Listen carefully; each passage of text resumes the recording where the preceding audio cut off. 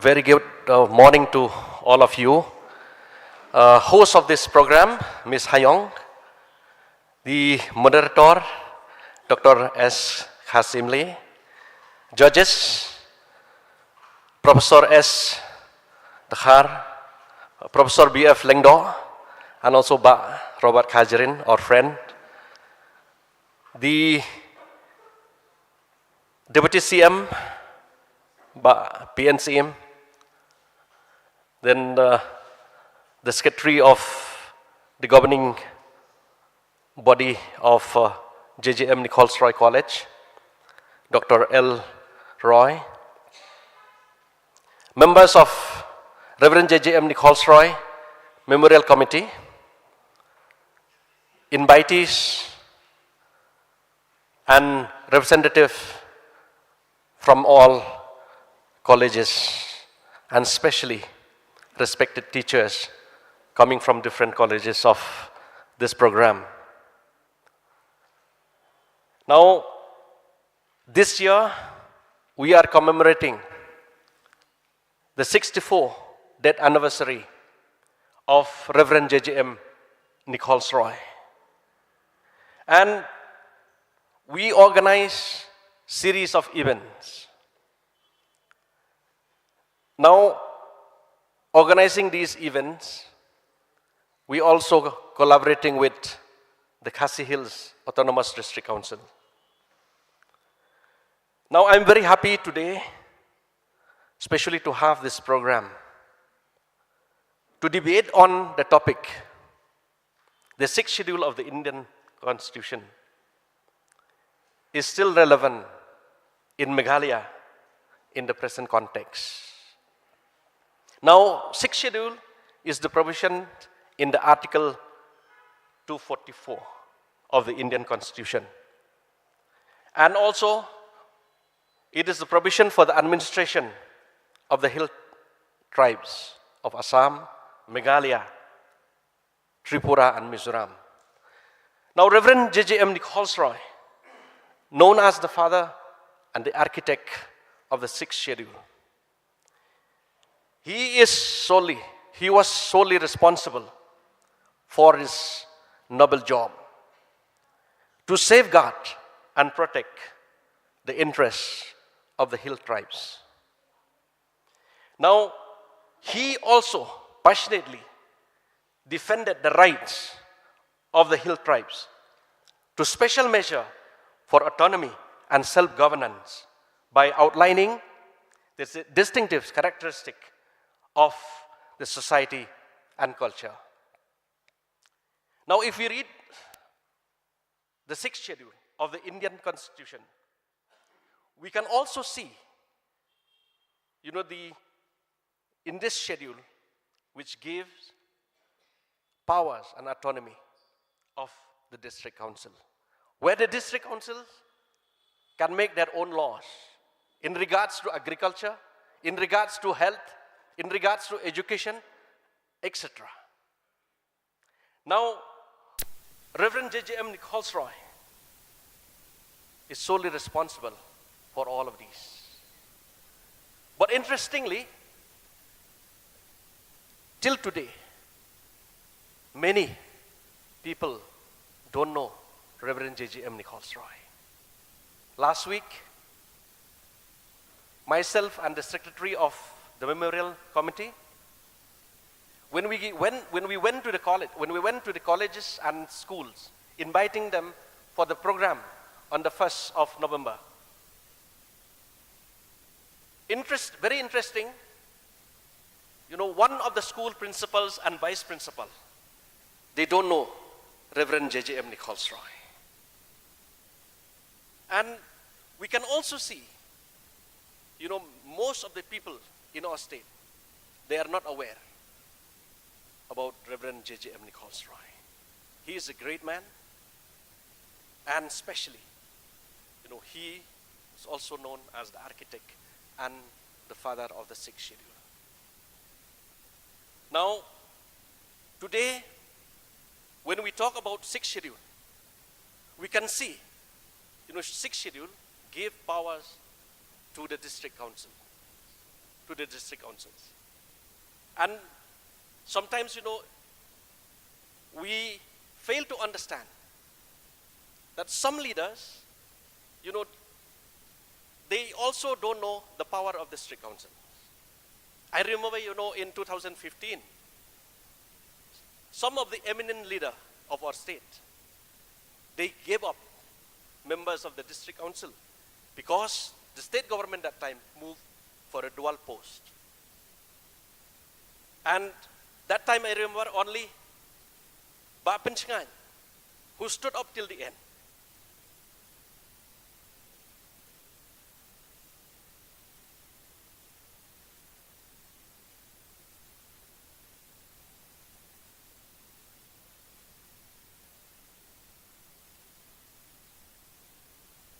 I believe this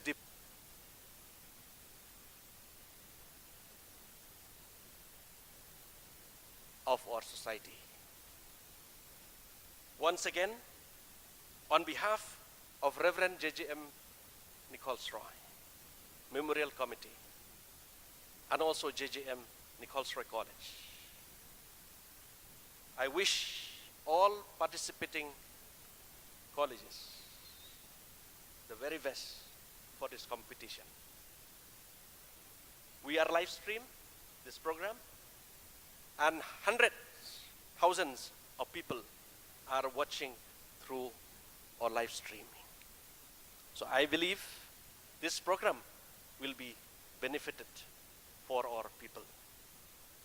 Let the best team win, and God bless. Thank you very much.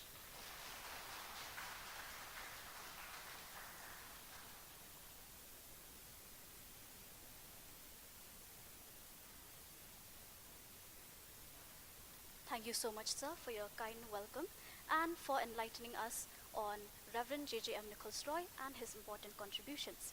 So without further ado, I would also like to call on stage Mr. H.S. Suting, the Secretary of the Reverend JJM Nichols Roy Memorial Committee, to present our token of appreciation to Mr. Pinchngan Lang, NCM, who is the Deputy CM of Khasi Hills Autonomous District Council and also the former MLA and former CEM.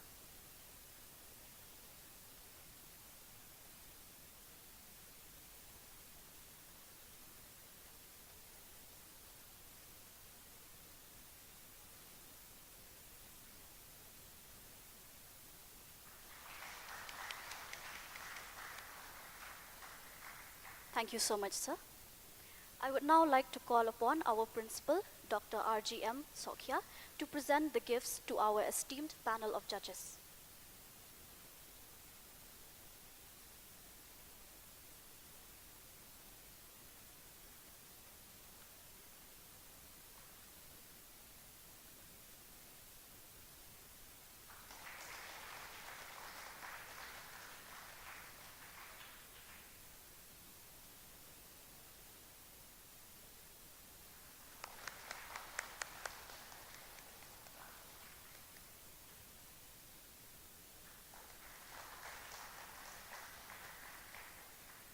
Thank you so much, sir.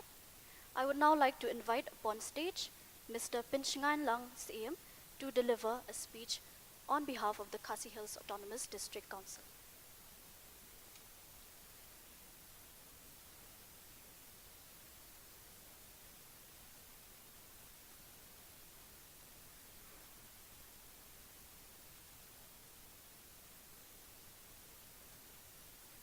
A very good morning to all of you. I think you all knows me. I am Bapi NCM, Deputy CEM of Khasi Hills Autonomous District Councils. Baran Zamal introduced me that during dual post, I am the only one who stand firm, not to resign. At the end, the High Court, the Supreme Court, the Election Commission of India give the order that MDC is not an issue to be disqualified because it is not an office under the state, it is not an office under the union. It is an autonomy body within the Constitution of India. I think you understand the independence, the autonomy of the district councils. We are not an office under the state. We are not an office under the union. We are an office under the provision of the sixth schedule, which is very autonomous. Okay. Thank you so much for inviting me during this program organized by the JJM Nichols Roy Memorial Committee in collaboration with the district councils and also JJM Nichols Roy College, Kolhapur. I understand the intention of this very meeting today is to understand about the relevance of the sixth schedule in the present context. We have here the participants from different colleges. Thank you so much. We have the judges will give their verdict, I can say, after your debate. We have our former judge of Khasi Autonomous District Council, Bakar Siemli, Dr. Elroy, Secretary of the College. Baransom is the main man for all these organizations. We have pastor here and other participants. When we come to the sixth schedule, I think we should know the genesis, how sixth schedule is born. I think you all remember during the time of independence, there are two types of territories in the Ri Khasi. One is known as British territories. The other is known as the 25 Khasi state territories. When the Indian Dominion declared independence, all British territories automatically become a part of Indian Dominion. Because they are under British, once they are independent, they have to become under the Indian Dominion. But the 25 Khasi states are not part of Indian Dominion. They can claim separate from Indian Dominion. That's why the same Khana of Himanong Stoy, you want to see that all the 25 Khasi states should get an independent state. But during that time,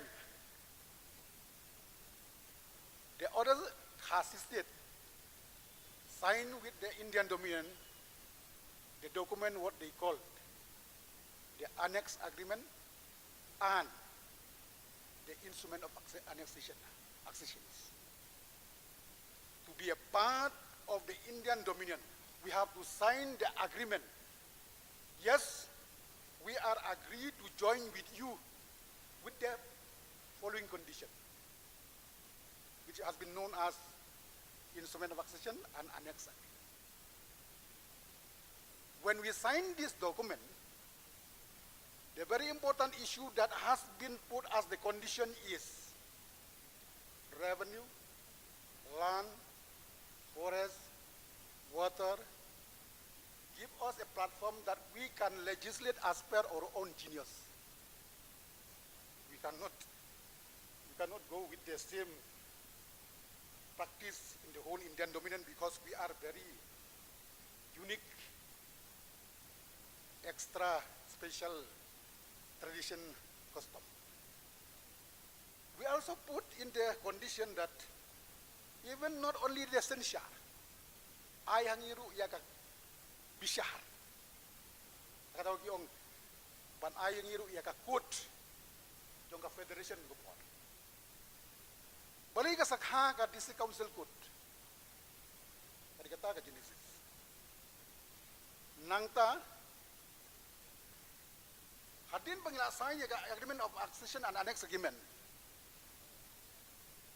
Then, during the constituents of assembly debate, ikanaw pa parang shnaya ka constitution. A subcommittee has been formed under Gopinath Bordoloy. It Pastor JJM Nichols Roy is the member of the subcommittee. During that debate, during the discussion, during the argument, during the interaction, during the opinions, they come out with a very unique opinion that we should have the clause to protect the interests of the Khasi state. And those spirit reflected in the accession has been taken into the sixth schedule. Balai Gasaka District Council, Ishim Nega Spirit Jongka, Annex Agreement, but accession. Mentahangi Kodonam Kaklau Gajungiam, a Kando Gajungiam, a Shillong Gajungiam, Kaka and District Council Kut, Kadina Kakana, Genesis. We have to highly appreciate our great leaders as Father Ransom said. Hindi bahaya tengah Muhammad Pran, Yudu Hasta Buddha. They did their job through action. They could convince the Constituent Assembly debate to put the sixth schedule to protect us. Imagine, can we convince now Moody to protect us? No. Hajaka bagini yaro yathapti yakinong yaram baladep yathapti ubahya tengah Muhammad Pran. Hap yaro yiki pastor JJM Nichols.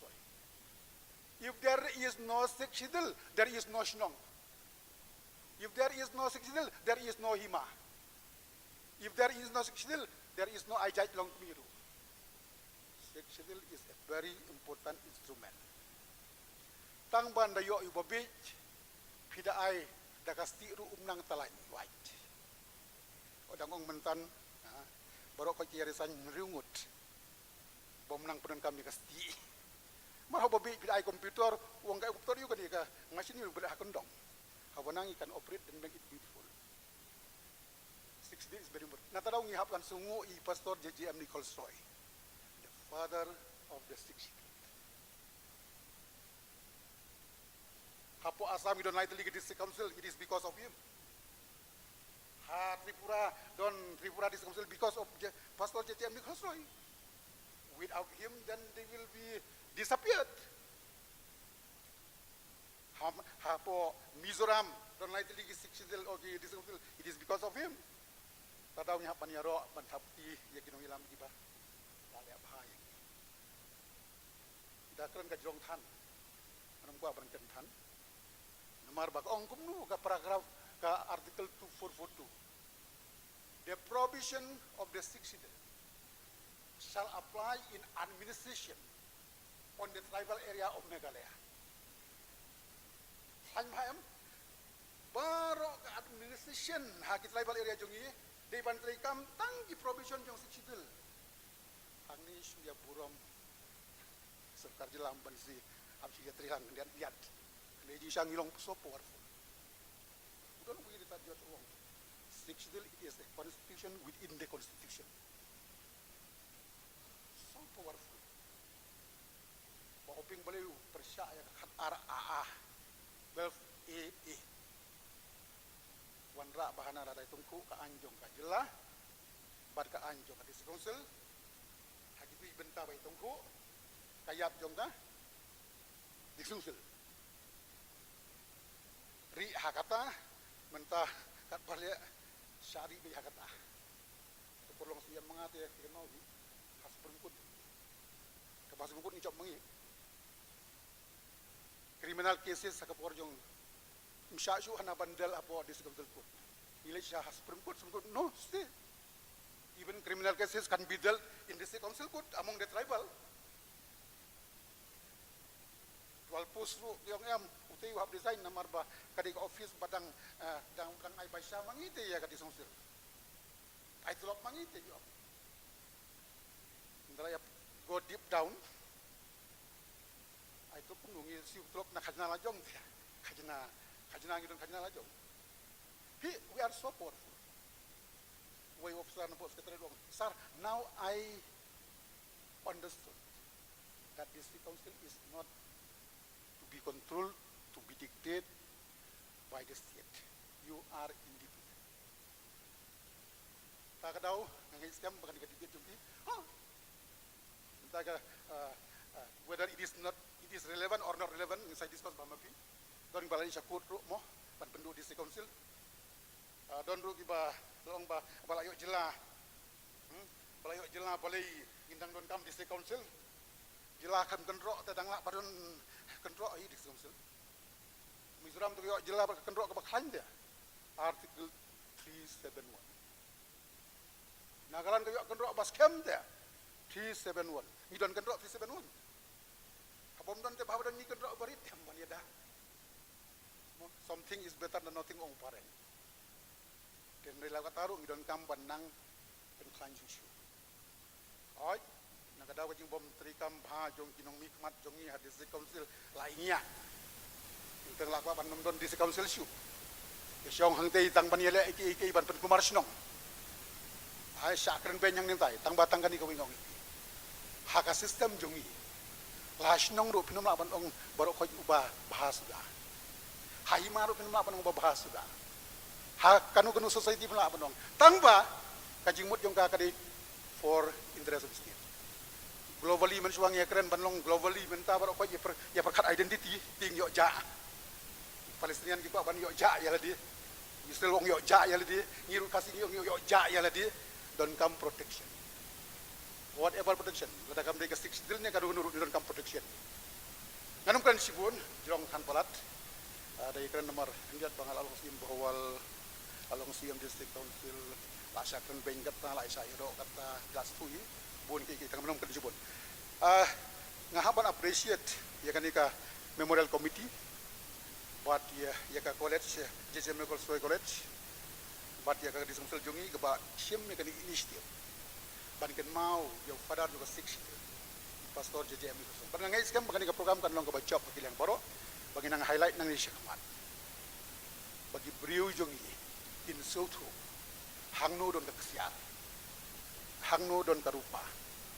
Nang ba ya kata keksiar ke bangdon. Nginang pen skam nginang pen yar banyada ya kari jongi. Mengai skam ba kan ka bagi organization tagasgi kan long ka job. I wish all the participants, both from motion and against motion, to give a very beautiful debate, and I hope that we will come out with a very fruitful at the person on the yes tell that fruitful will be seen today during this debate. So thank you so much for inviting me, and I wish you all the best. Thank you.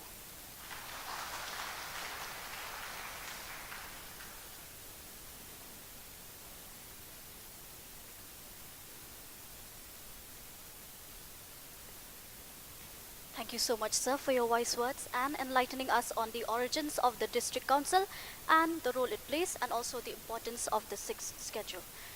So for now, I would like to call on stage Dr. L. Roy, Secretary of the Governing Body for JJM Nichols Roy College, for the inaugural speech.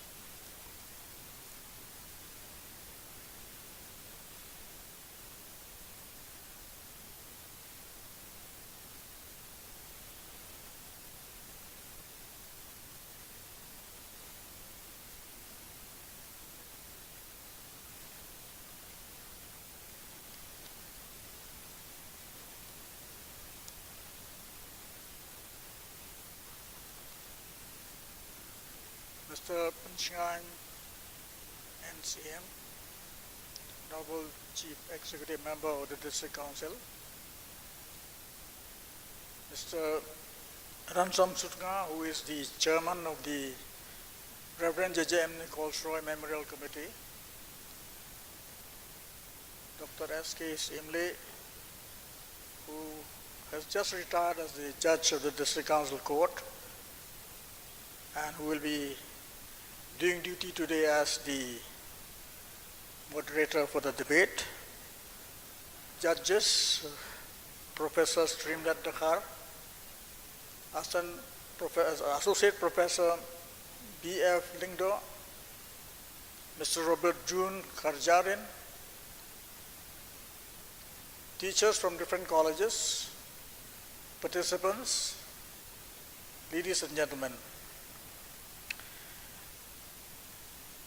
Normally, in the beginning, people used to say all kinds of things, but I would like to express some thanks which I feel are in order.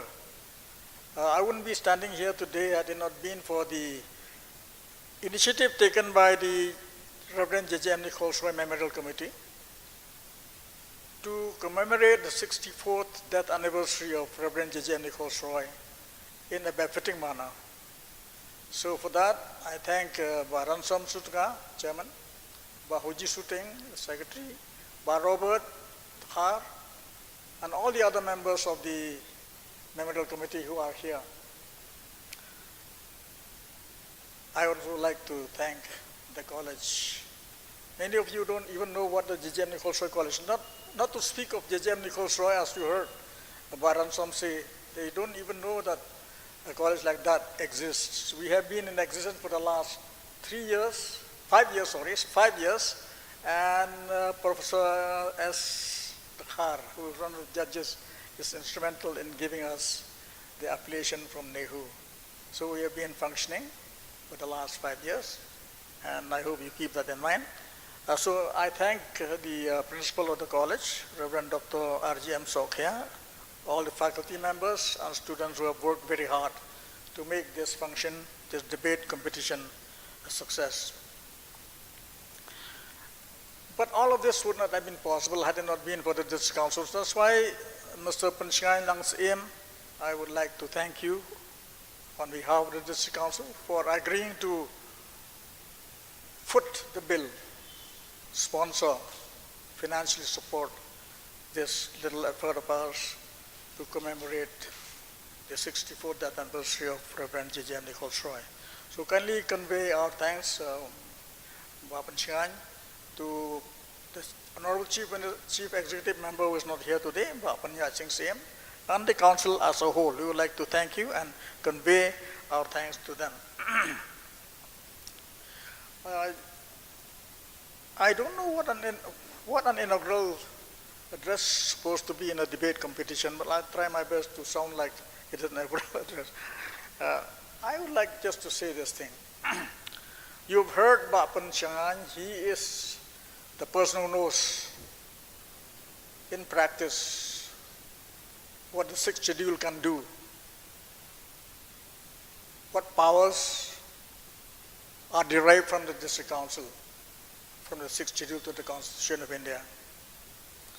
But if you ever go through the record of the proceedings of the Constituent Assembly, especially the one pertaining to the period from September to November of 1949, you will readily understand what vehement opposition there was to the whole idea of a sixth schedule to the Constitution. I mean, short of physical fight, I think many members of the Constituent Assembly, especially the Gopinath Bordoloi subcommittee, which Bapan Chingan had mentioned, they were very much against the idea. I would not like to mention names, but I think the history will speak for itself. There are some people, I remember the name of Mr. Kuladhar Choliha, Mr. Rohini Chowdhury, Mr. B. Das, who had used some very, very strong language in their opposition to the idea of the sixth schedule to the Constitution. If you ever go through these proceedings, you will be amazed at the depth of their feeling, the strong conviction they have, and also the eloquence with which they stood their ground, in which they explained their own stance, justified their own stance. It's really remarkable. If you think about it, 1949, their command over the English language is excellent, and they insulted each other in a very, very genteel way, in a very, very subtle, in a very, very refined kind of a way, by using the English language. Why I mention this? Because you see, today we're going to hear our young students debating this very issue. So we would like you also to express in course of the debate the depth of knowledge of the subject, the importance of it, the issues which are at stake, what are the developments which led up to the present time when we are still debating this after 50 years. No, it's 75 years, in fact. 70 years, no? 70 years. My mathematics has gone all wrong. 49, 22. In any case, it is very surprising that after so many years of having district councils, not only in our state, but in Tripura, in Mizoram, Nagaland,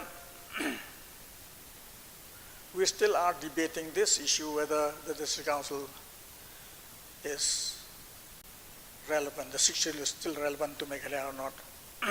If you read through these proceedings of the debate, as I mentioned, you will find words like this. If you give the tribals a district council and the sixth schedule to the Constitution of India, you will be actually creating a tribalistan. You know, like we created Pakistan and so many stans. So by giving the tribals the sixth schedule, you will be creating a tribalistan. Somebody said, I will not sacrifice, I will not jeopardize the interest of India at the altar of the tribals. These are the kind of languages. Another very striking language used during the debate in opposition to the idea of the sixth schedule is, we would like to assimilate the tribals into our mainstream. This is the idea.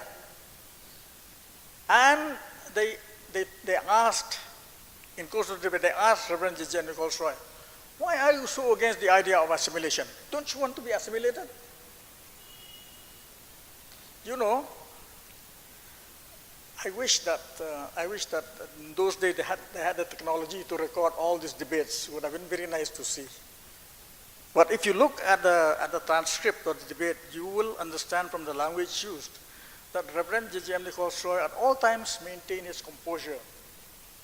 He was calm, collected, and reasoned, logical in his replies. Never lost his temper. So it is only fitting that in honor and in memory of this great debater, we should have a debate. So once again, thank you to Baran Som and his team. You see,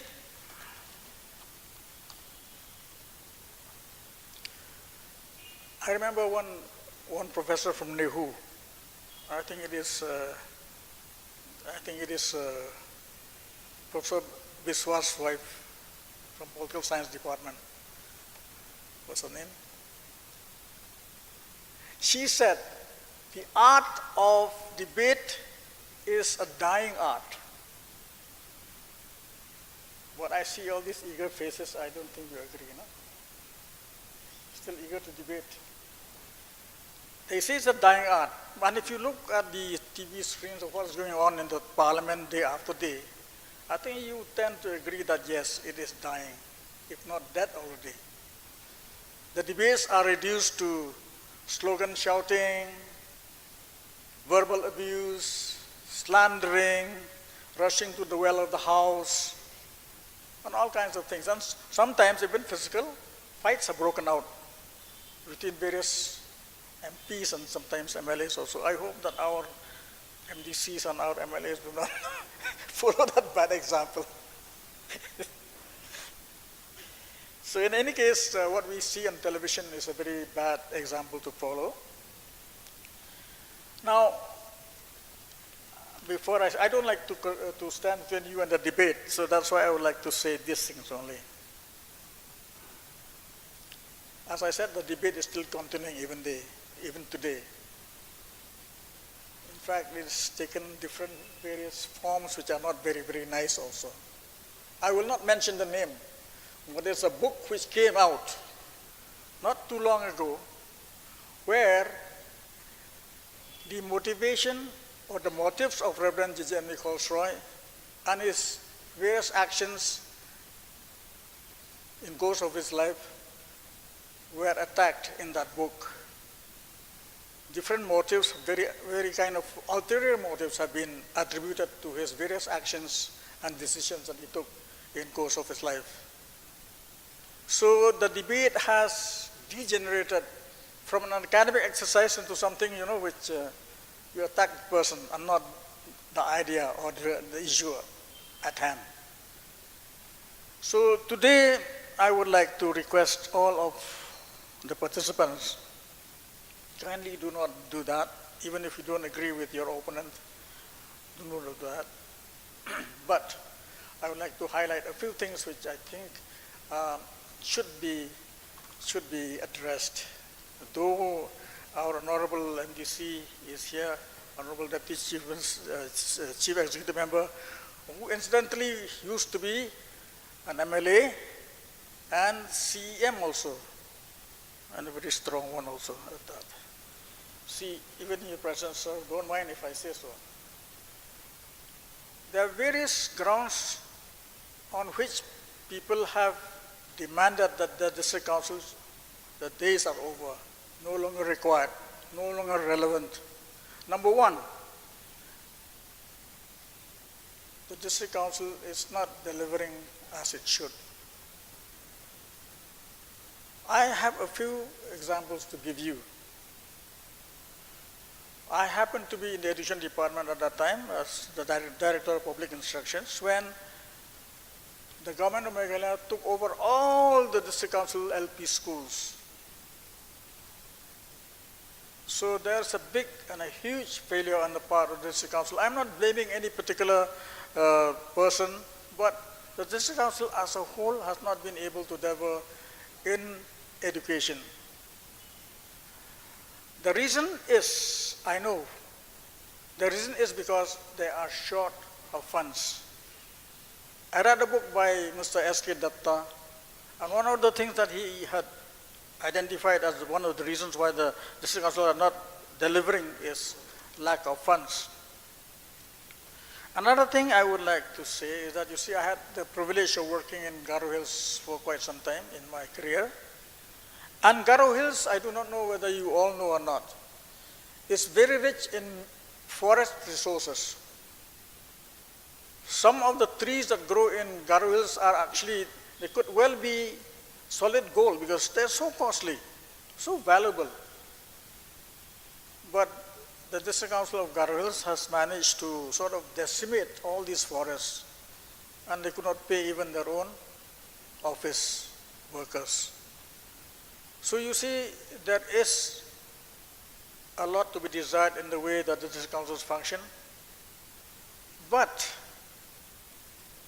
I remember one political leader, I think Paul Lindo or somebody, said that if you have a headache, you should take medicine, you should not cut off the head. So I think that's a good idea. If you think that because the district council is not delivering, is not doing as well, as good a job as it should, then we do away with the district council. No.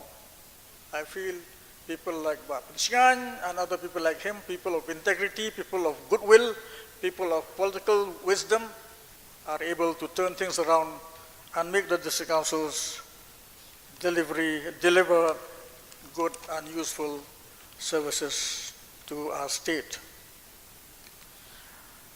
Another thing which I wanted to mention is that, you see, they have attacked the district council. New people have come up to oppose the district council idea. One of these is the Federation of Khasi States. By the way, they were slightly late, so by the time they reached Delhi, everything is already done. So there's nothing much to be said about that. When I say that, to give another picture, and I'll sit down now, people have started calling the district council a leaking umbrella, Shatri Bapay.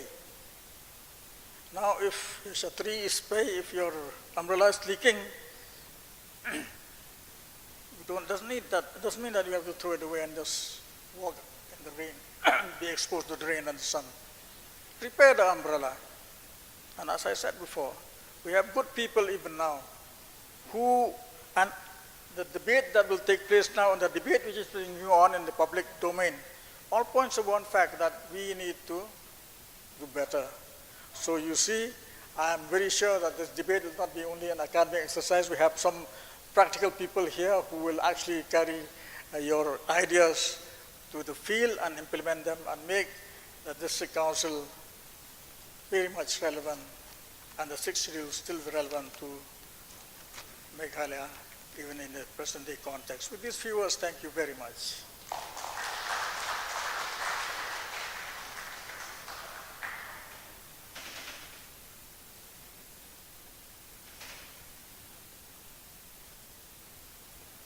Thank you so much, sir, for your warm welcome and also for your wise words informing us more on Reverend J.J.M. Nichols Roy and also on the sixth schedule. So for now, I would like to take the opportunity to introduce our panel of judges. Our panel of judges include Professor Streamlet Dakhar, Head of the Department of Khasi, Northeastern Hill University. Professor Benjamin F. Lingdor, Head of the Department of Tourism and Hotel Management, Northeastern Hill University. Shri Robert June Kharjarin, former President of the Nyautrap Youth Council.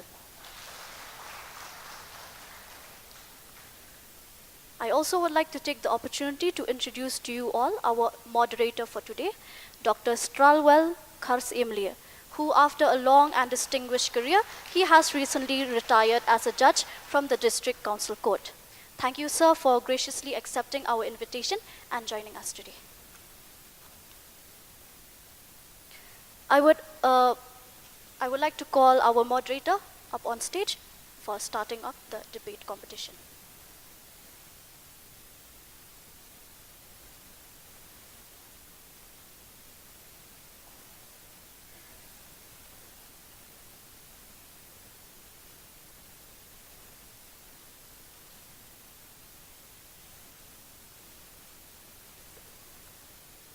Good morning, everybody. It is a privilege for me to be with you this morning and today. And first of all, I will not repeat whatever they have already welcomed from the very beginning. So the only thing is that my part is to welcome all the participants in this event. And the topic is that the sixth schedule of the Indian Constitution is still relevant in Meghalaya in the present context. Only a few words before I call upon all the participants on stage. I would like to say that if there is no sixth schedule and if there is no district council, there will be no more village darbar, there will be no more steamship or himas, and the land will part away from being the private land as we are holding now.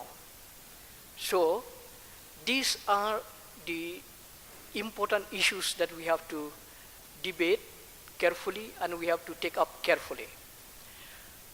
So now I will call on stage all the participants who are for the motion. Manuel Lashem Renghang, they will be on my right side. Then Gabriela Solia, Ambarin Karsalang, Meba Shempang Nongrum, Kermen Skem Nongshli, Napirisa Thankyo, Shania Alang Khong Maupat, Ri Khasi Kharmudai, Ri Boklang Yaupnyo, Christina Bharali, Ivan Ri Emle. These are for the motions. Now those who are against the motion, I'll read out the name. Please come one after another. On my left side, Jenica Langshing, Tracy Fravelin Lengdo, Didimas Gashinga, Edwin Mering, Enric Lengdo Mauplang, Perseverance Mlimngap, Lurshai Merbo, Supriya Bora,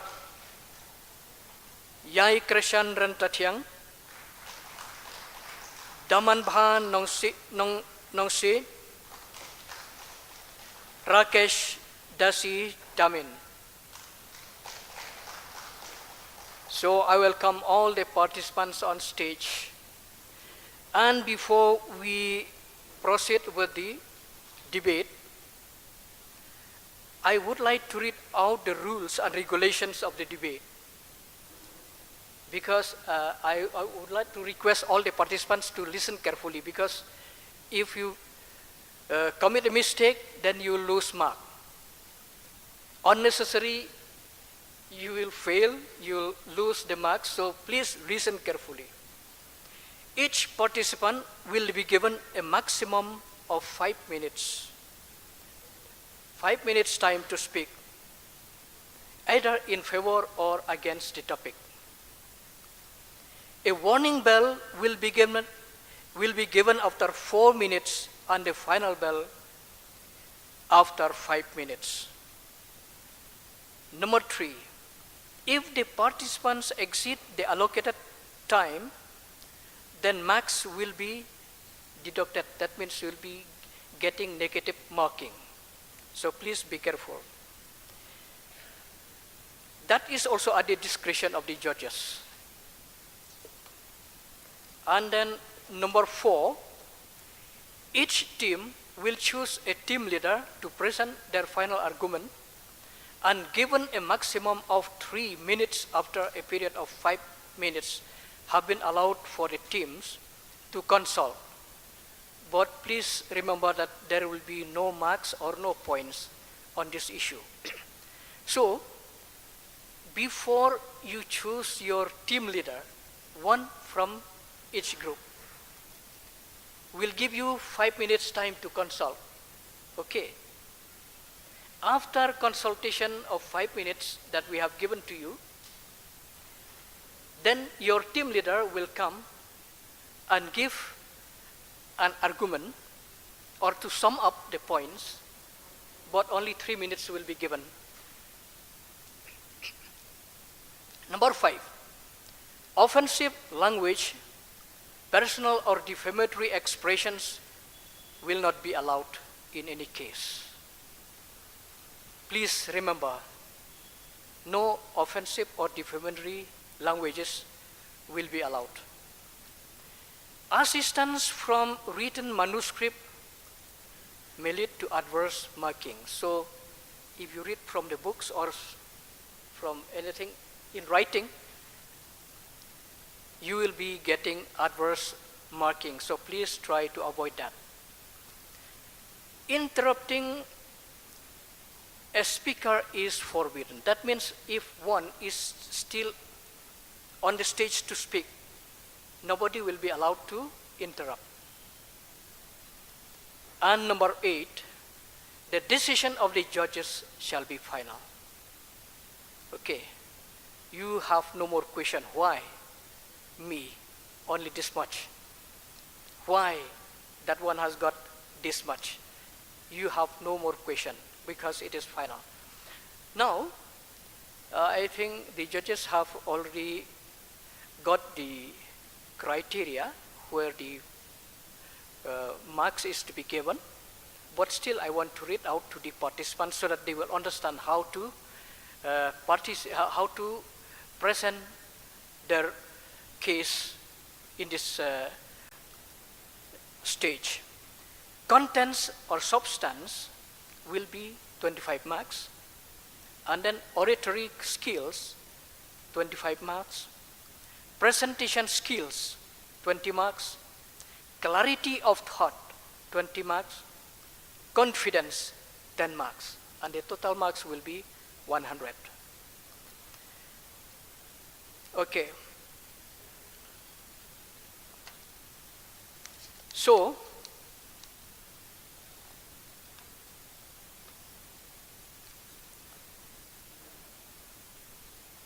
these are the, as the name of the participants I have already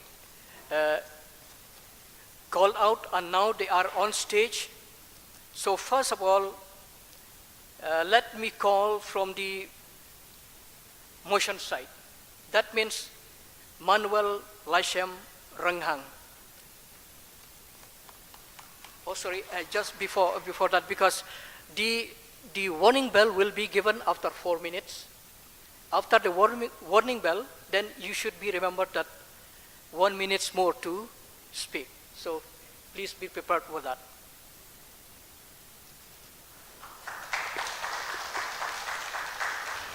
Good morning, respected speaker, fellow debaters, and everyone present here. My name is Manuel Lashem Renghang, a BCA student representing Synod College. I hereby stand in favor of the motion. The 6th schedule of the Indian Constitution is still relevant in Meghalaya in the present context. Respected speaker, let's break down the motion first. We are talking about the 6th schedule of the Indian Constitution and its relevance in Meghalaya. The 6th schedule is a part of the Constitution, or as mentioned, a constitution within a constitution that provides provision for administration in tribal areas in 4 northeastern states, including Meghalaya. The reason why we have the autonomous district councils and the regional councils empowered to run administration and make laws in areas such as land, forest, tribal customs, traditions, etc., courtesy of Reverend J.J.M. Nichols Roy, the architect of the 6th schedule. Respected speaker, the 6th schedule is designed to protect the rights and the interests of the tribal groups. For Meghalaya, a state with significant tribal population, the 6th schedule is not just relevant, it is a lifeline. It empowers these local self-governance to make decisions, ensuring that the decisions affecting tribal communities are made by those who understand their needs and their challenges. Respected speaker, the 6th schedule also plays a pivotal role in protecting the cultural heritage by allowing local communities to manage and make laws protecting their land, customs, and tradition. Respected speaker, the 6th schedule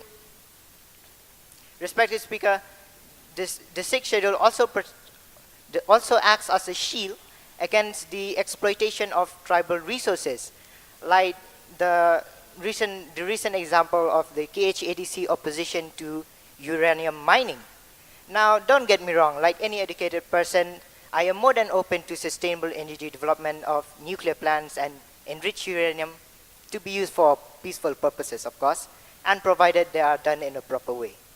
So, respected speaker, sir, in conclusion, the 6th schedule is not just an outdated relic. It is a dynamic constitution tool, continues to be relevant in Meghalaya.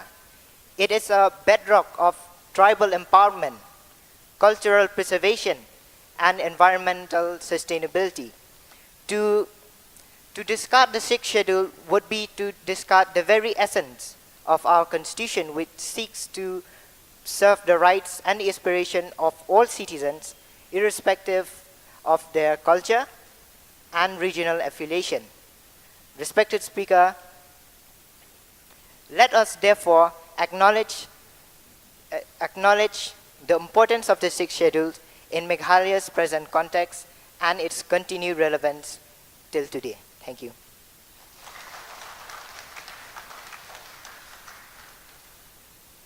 Okay, thank you so much.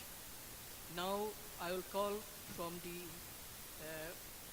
participants who are against the motion, Jenica Langshing.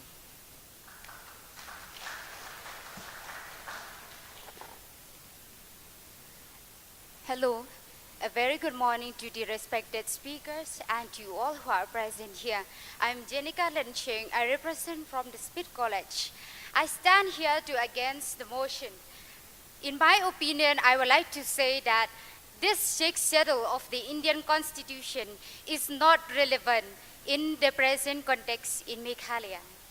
My first point is that, let's go straight forward to the point, okay? My first point is that when we talk about the market under the Regulation Act of 1979, let us take Yaudu or the Barabasar.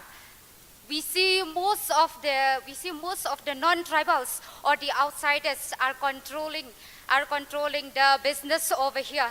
So what about us? What about us? We have no any other option rather than to sell kwaidong or second-hand clothes in front of the shop. Do you agree with my points? Yes or no?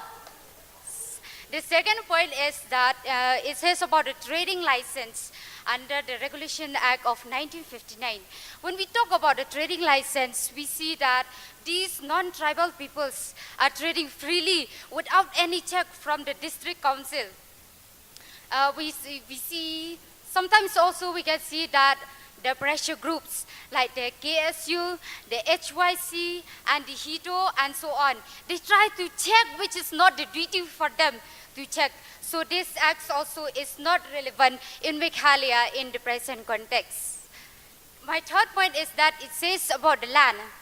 The Autonomous District Council is supposed to protect the land rights of the local people. But what has happened now? Let us take an example in Jaintia Hills. In Jaintia Hills, the farmland, the agricultural land, and the community forests can be easily converted into private land for mining and construction purposes by the non-tribals and the rich merchants and the outsiders, which create more and more problems than solution. My third point is that it says about the river. When we say about the river, let us take a look. Rivers are also the subject of the district council too. But what have the EDCs done to protect our rivers? Like the Wa Umkrat, the Sherpi. So this act also is not relevant in Meghalaya in the present context. Last but not the least, and that is the culture. When we talk about the culture, what comes to my mind first is the language. Language.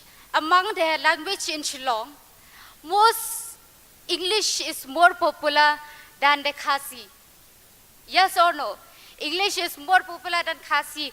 Most of them, they are more conversant in English rather than Khasi. And of course, we feel a little bit fashionable to talk in English. Yes or no? Then so this act also, how will the Autonomous District Council relate this? So before I conclude, I would like to leave one question. We are living on our own states, but why? Just tell why. Why do we still feel insecure? Thank you so much.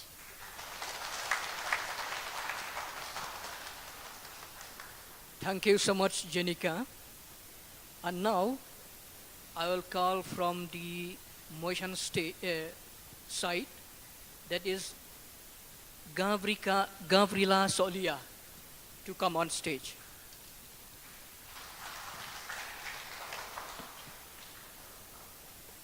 Good morning, everyone present here. I'm Gabriela Solia. I'm from St. Anthony's College, and I will be talking for the motion. So, the motion is the sixth schedule still relevant in Meghalaya? If you look around, we have the ADCs, we have the RCs. This is the feature of the sixth schedule. These courts, they allow us to safeguard the interests of the tribal areas, and it preserves our identity and culture. And it also provides us the participation in local governance. So how can we say it is not relevant in Meghalaya? And one of my opposition benchers have mentioned the trading where the non-tribals are participating, but we get our sources mostly from the non-tribals when it comes to clothing and the agricultural products. And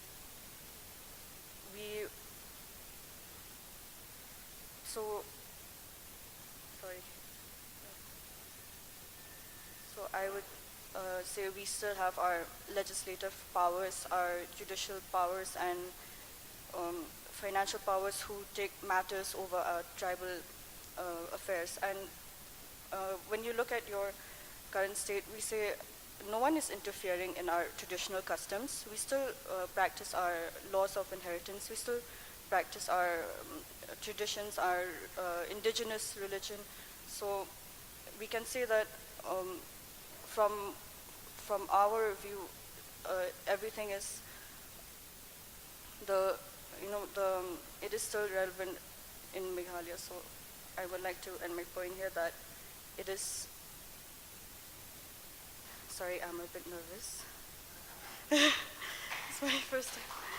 So I would like to conclude that it still safeguards our rights as a tribal community. Thank you.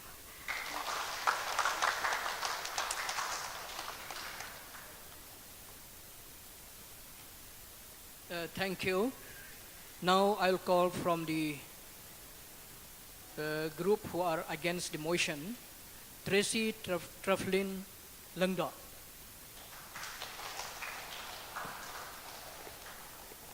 A very good afternoon to all present here. My name is Tracy Trufflin Lungda and I'm representing Shillong College. And yes, I'm against the motion because yes, we have seen lots of things happening in the last few years.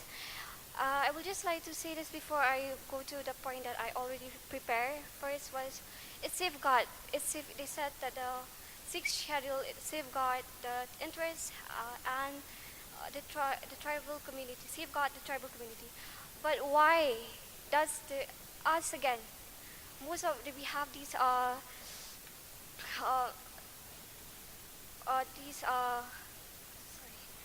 we demand ILP again. Why we demand ILP over and over again? Again, we said we demand ILP when we have KHIDC will be safeguard us.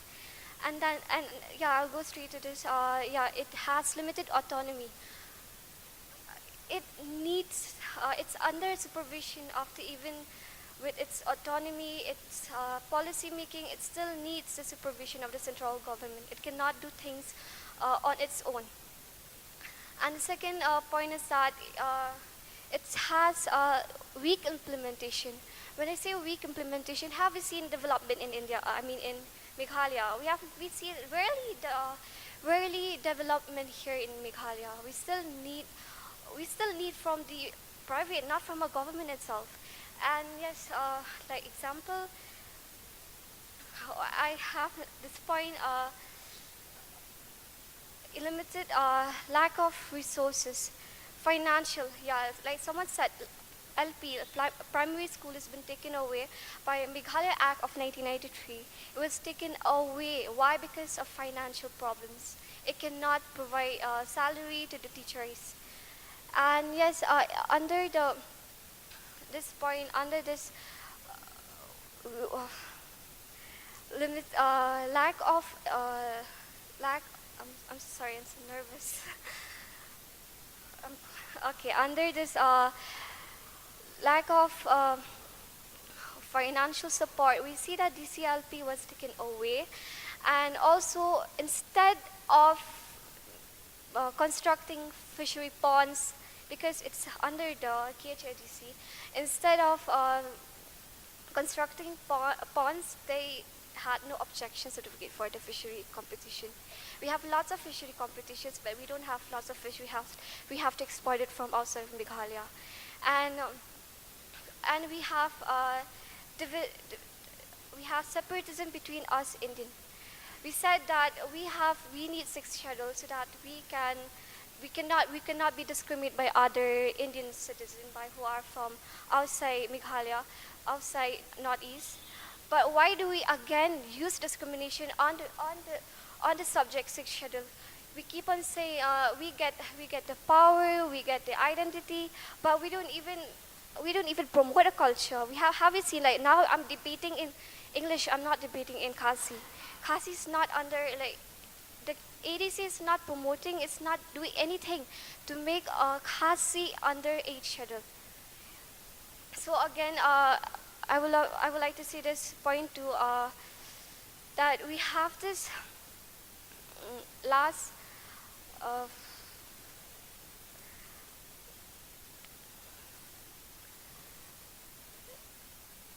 and we have this. We had this Muda in construction. The KHDC, the ADC was opposed it. It was for the development of the tribal community. Why was it opposed it? Why did it oppose it? And overlapping, and there is overlapping of the power. When there is state government ADC to do their own plans, why are they doing the same thing? What about the others? Water and sanitaries, the ADC are being taken care of. Why does state government again come again? So it shows that ADC cannot do well because of the financial problems and also the interference of the state government. And yes, it has become a training institution for the MLAs. How many MLAs are there who have not been at MTC? Many of them have been an MTC. And we see dual, some of them became the MDCs and then some of them become MLA. And how will they provide development? How can they safeguard their tribal community when they cannot even stay in their ADC? They cannot even be there in ADC to safeguard the tribal community. Thank you so much.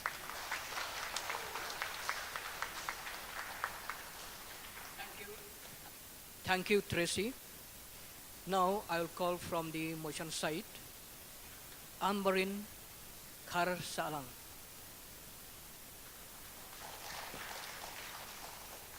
A very good morning to you all. I respect the speaker, sir, judges, teachers, participants, and all present here. My name is Ambarin Kharsalang. I represent in Meghalaya Presbyterian College. And the topic is the 6th schedule of the Indian Constitution is still relevant in Meghalaya in the present context. Yes, 6th schedule in Meghalaya is relevant. So one of the most important 6th schedule is that the tribal areas or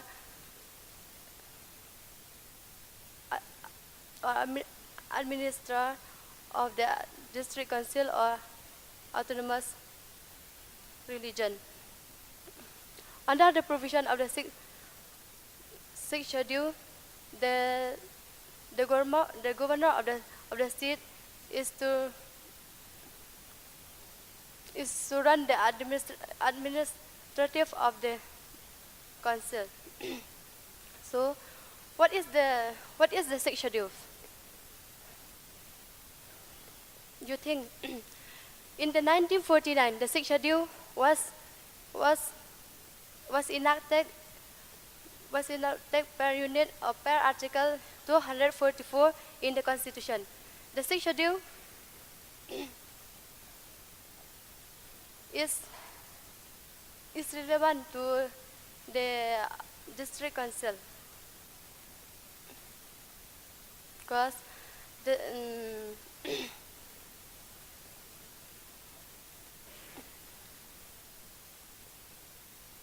we know we have so many benefits this 6th schedule. We need thinking we need thinking properly.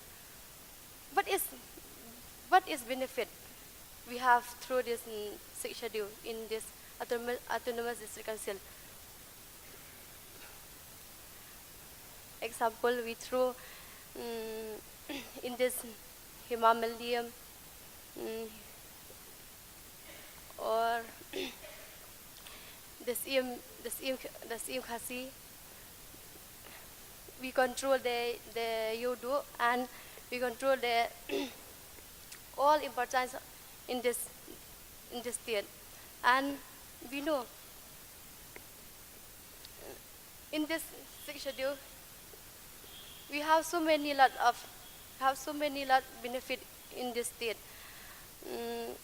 And the 6th we have three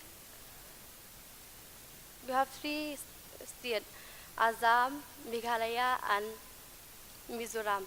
Assam have three states, the National Kachar Hills, Hill District and Karbi District and Budulan Territorial Area District, and the Meghalaya, the Khasi Hill District, the Jaintia Hill District, and the Garo Hill District, and the Mizoram, the Mizoram, the Kachara District, the Lai District, and the Mara District. So we have this schedule. We have lost so many things, and we have got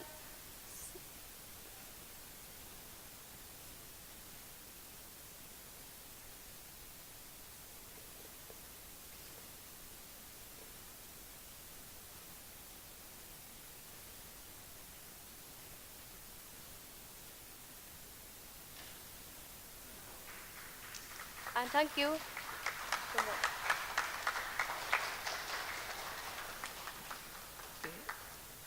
Thank you, Amarin, for your presentation this time. So now I'll call from the side who are against the motion. Didimas Gashna. Good morning. Good morning, speaker, respected speaker, sir, respected judges, the participants who participate in this competition, and everyone who present here. My name is Didimas Gashna. I am representing the JJM Nichols Roy College, and I stand against the motion. First and foremost, why do we need the sixth schedule when we have our own state, the state Meghalaya? As the opposition, as the opponents mentioned that the district councils was supposed to protect the land, the cultural and the resources of the state. But in reality, the truth is, where is the protection regarding with that? We see that the district councils always disvalue the feelings, the life of the tribal people, regarding with that the disease fails to impose certain restrictions regarding with the non-tribal people. The non-tribal people nowadays, they still get the scheduled tribe certificate without restriction from the district councils by illegal means. And also the opponents mentioned that the district councils brings about the development in the state, but in reality the district councils fail to observe that also, because the district councils acts as a hindrance towards the development in the state. The state governments have sanctions and propose and approve several various projects regarding, for example, the projects at Umroi Airport. The Umroi Airport was supposed to expand, but the presence of the district councils demolishes all plans of the governments, because according to the laws of the six schedules, the state governments cannot or are not able to confiscate any land without the agreement of the owner of the lands. So the Umroi Airport, it still remains stagnant till now. And also, if we come about the opponents also talks about the Yodu, the village administration bill was supposed to strengthen the objectives of the district council, the laws of the sixth schedule. But in reality, what happened to the Yodu market? The filthy, the dust, the dirt, the filthiness of the market, that also the district council fails to observe and to manage.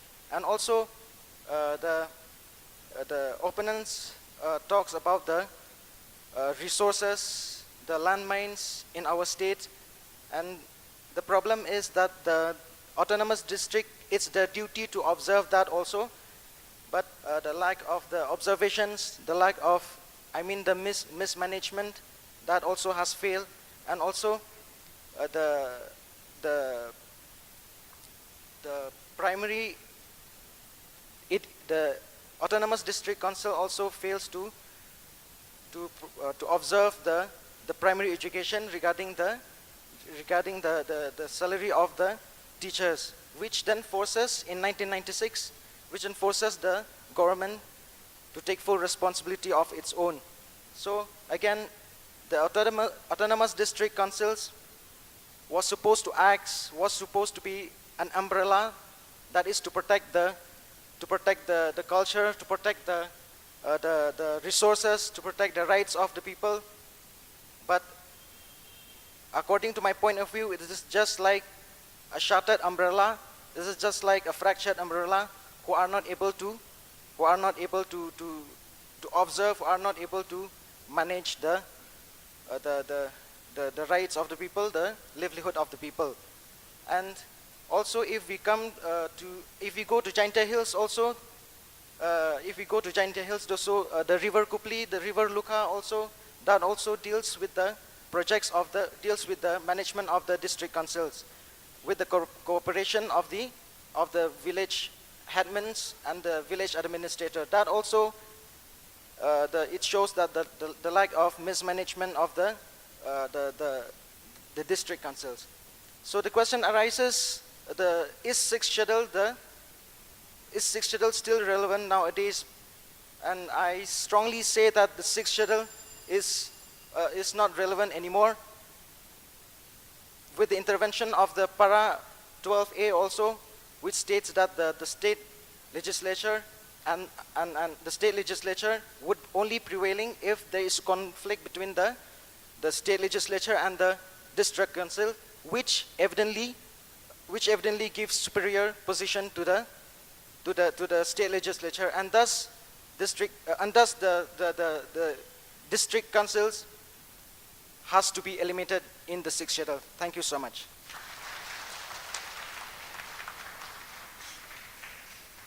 Thank you so much, Didimas. Okay, now again I'll call from the team for the motion. Meba Shempang Nongrum.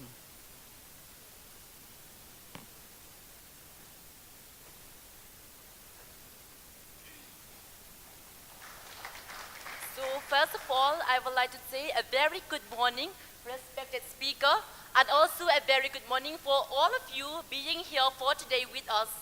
So my name is Meba Shempang Nongrum. I represent from the Smith College, and I stand here to advocate for the topic: the sixth schedule of the Indian Constitution is still relevant in Meghalaya in the present context. According to my opinions, these six schedules plays very crucial roles in Meghalaya, especially with the tribal populations. So the six schedules is a special provisions of the Indian constitutions that has provisions regarding the administrations of the tribal areas in the four states, that is Meghalaya, Assam, Mizoram, and Tripura. The six schedules, it falls under the Article 244 Part 2 and the Article 275 Part 1, which establishments which facilitates the autonomous district councils to safeguard the rights of the tribal population. So these district councils, or ADCS, it's help us to make laws which is relating to the land, forests, agriculture, and then and also the traditions of tribals, indigenous customs, marriage and divorce, and so on. And also it helps to collect some taxes. So now let's move straight to the point. That is the six schedules provides autonomous local administrations of the tribal areas to protect the rights of the tribal population. So these six schedules, it also ensures a protection and conservation of tribal culture. So without this, the six schedules, I think that we don't have anything, right? So through these six schedules, till now we have a scheduled areas and a scheduled tribes, and also it ensures social stability and then economic development of the state and regions. So further, these six schedules, it provides the autonomy for the tribal regions so that they can conserve their rights, cultures, and ethnicity. The behind reasons of the six schedules of the district schedules or the district councils is that the identity and integrations of the tribal areas, so that they can which is related to the land, because nowadays when we look into our own states, Meghalaya, every day the comings of the outsiders from the other states, so they come into our states to reside and settle. So without a proper protection to live nowadays is nothing. So we need these six schedules to prevent and protect our rights. Or do you want that your property will be taken away by others? No? Yes or no? Do you want that your property will be taken away by others people? No, yes? So if no, so we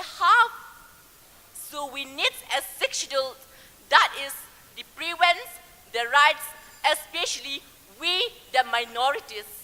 So to conclude, we the minority in Meghalaya, we still need more and more six schedules so that we can live in equality and fraternity. So only that much for my speakings. Thank you.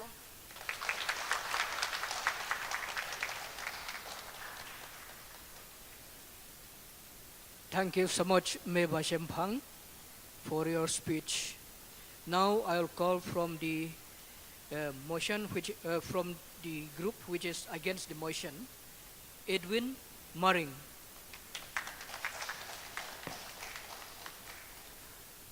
Dr. Speaker, who hosts the debate, and to each and every one of you present here, a very good morning. Myself, Edwin Maring, representing Ri College, Nongpo, and I stand here in opposition against the motion which says the sixth schedule of the Indian Constitution is still relevant in Meghalaya in the present context. However, it is not at all relevant. It is almost dead. Now, the sixth schedule says, the member of the motion, they says that the sixth schedule provides protection for us tribal in Meghalaya, but are we really being protected? We can take a look at our land. Before we used to practice community land, and now it is a private land. So it's a tradition, it's our culture, where we used to practice community land, but today it is private land. So are we really being protected? We take a look at our river. Before we worship river, we consider river sacred. However, today it is polluted. And when we take about customary practices, majority of the customs practiced by the tribal, the Khasi, the Garo, the Jaintias, are depleting day by day. Why? Because of the inability of the ADCs who were responsible to protect us tribal to perform the duty. And also, the district council is not able to make a proper law for us, the tribal. It has been empowered to make law for the tribal, whereas there has been no strong law that has been made for the tribal. When we take a look about a law to prevent outsider entering our state, the ADCs have been empowered to make law, so why till date it has not been made? Why? The question is why. So when these failures that the ADCs are encountering, how can we expect that it will protect our custom, traditions, and our rights as tribals? And why do we have a border dispute with Assam? Because most of the lands which falls under the ADCs of Meghalaya are not registered. Why it is not registered? Because for registering land, it is high cost. Why high cost? Because the MDC will ask for Baisha, next the CM of the Hima for Baisha, and next and so on. So that's why our land is not being protected, our custom is not being protected, our tradition is not being protected. What is the point of this sixth schedule in our state? Imagine, what is the point? So, and when we take a look about the ADCs in our state, we have 3 ADCs total. We have the KHADC, the JHADC, and the GHADC. But only one is functioning properly, and that is the KHADC. While the other 2 are suffering from administrative and financial crisis. When they themselves are suffering, how do you expect to protect our rights? Imagine that. So, it's absolutely no point of this sixth schedule in our state, Meghalaya, because it fails to protect, preserve our custom, tradition, and the rights of us, the tribal, living here. So, and also, being a sixth schedule state, when we look at how the government treat the ADCs, they take the ADCs as a small child, where they can just say, go to the left, go to the right. They can make the ADCs go anywhere. Why? Because they know that it is a sixth schedule, but still, they know that in a sixth schedule state, it is the ADCs that are more powerful than the government. But guess what? Here, the government is more powerful. You can take a look about the share from the resource profit, like coal mining and all. You know, most of the, almost 80% of the profit goes to the government, but not to the ADCs, who were the owners of the land. So, with all these failures that the ADCs are encountering in our state, I strongly stand and say that it is not at all relevant in Meghalaya. Thank you.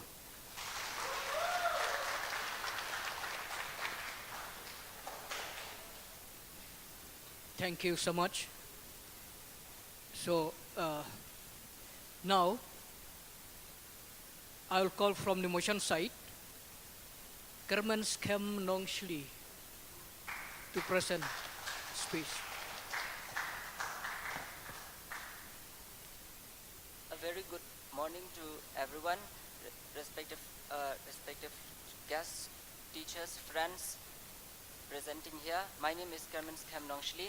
I'm stand and represent here from the Balawan College in favor of the topic that says the sixth schedule of the Indian Constitution is still relevant in Meghalaya in the present context. And also I would like this time to honor the late Reverend J.J.M. Nichols for his outstanding work on bringing the sixth schedule in Meghalaya for the protections of the tribal peoples, for the protections of the rights and interests of the tribal peoples in Meghalaya. Reverend Nichols Roy believed that the sixth schedule was necessary to protect the cultural and traditional identity of the tribal peoples in Meghalaya. He was also concerned that without the sixth schedule, the tribal people would be exploited and marginalized. To begin what I have listed, the sixth schedule is relevant in Meghalaya in the present context because it protects the cultures and traditions of the indigenous peoples in Meghalaya. It promotes self-governance, self-reliance, autonomy, and development. It fosters peace and stability in the state. It provides a framework for resolving a conflict between the tribal people of Meghalaya and the state government. It has been instrumental in the development of Meghalaya into a thriving state. Its promotion of sustainable development, economic development, gender equality, etc. Its protections of indigenous languages, land rights, political rights, children rights, marriage, etc. It has been instrumental in resolving dispute between the tribal and the non-tribal communities. It is necessary to ensure to ensure the continued protection and development of the tribal communities in Meghalaya. It has also helped to develop the state infrastructure, including land, forests, roads, school, hospitals, etc. In addition to all these general reasons, the 6th schedule of the Indian Constitution is still relevant in Meghalaya in the present context due to some specific factor. The first factor is the fragile ecological balance of Meghalaya. The second factor is the unique cultural diversity of Meghalaya. And the third factor is the aspiration of the indigenous peoples of Meghalaya.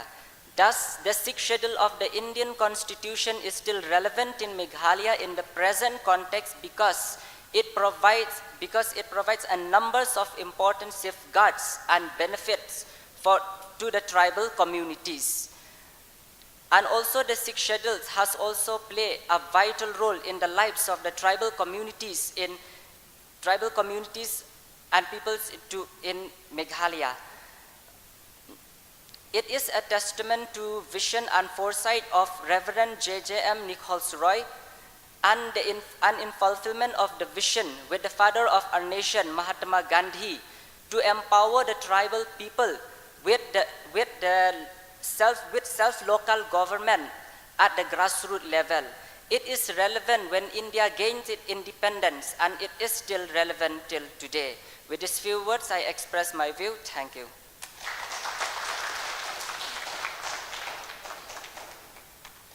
Thank you, Kermanskam. Now I'll call from the opposite side, that is Enric Lengdok Moplang.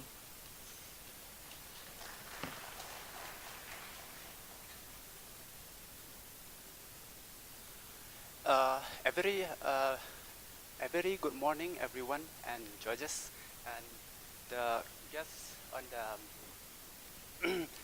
participant and speaker. So I come from Meghalaya Presbyterian College, and I stand from the against and motions.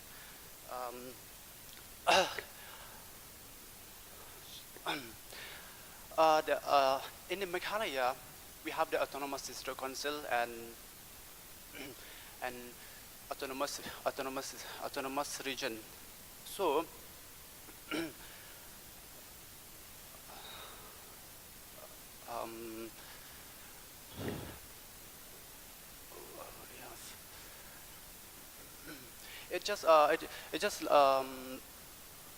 the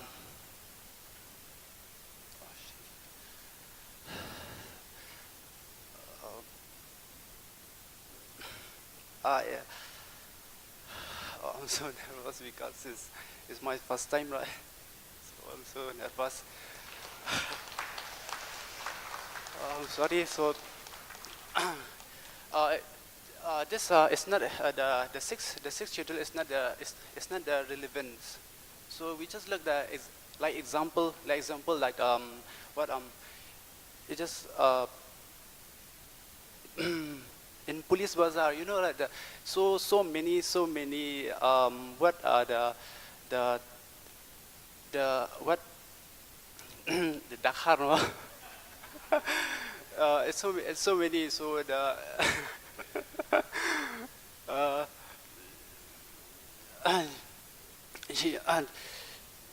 she many store in police bazaar so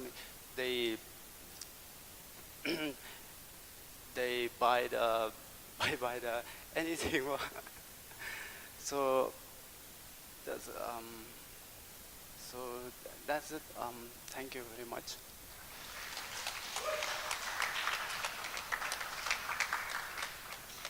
Thank you so much for the short speech that you have given. It is time before we proceed further, because we understand that while standing on stage like this, it is not very easy. Each and everyone, we have our minds, but while standing here, we forget everything. I have come across with this kind of experience in my life. So feel free to be here. The rest of the participants who are going to give your speech here, feel free, forget about all these people who are looking at you. Never think that they are higher than you. You should think that you are higher than them. Okay? Forget about the judges. Let them do their own duty. Never think about them, because if you think about them, then you lose the marks. And you'll get confusion and you'll get nervous. So please feel free. We have come to the peak of the debate. So now we'll continue again with the debate. So I'll call from the motion side, Na Pirisa, thank you, to come forward.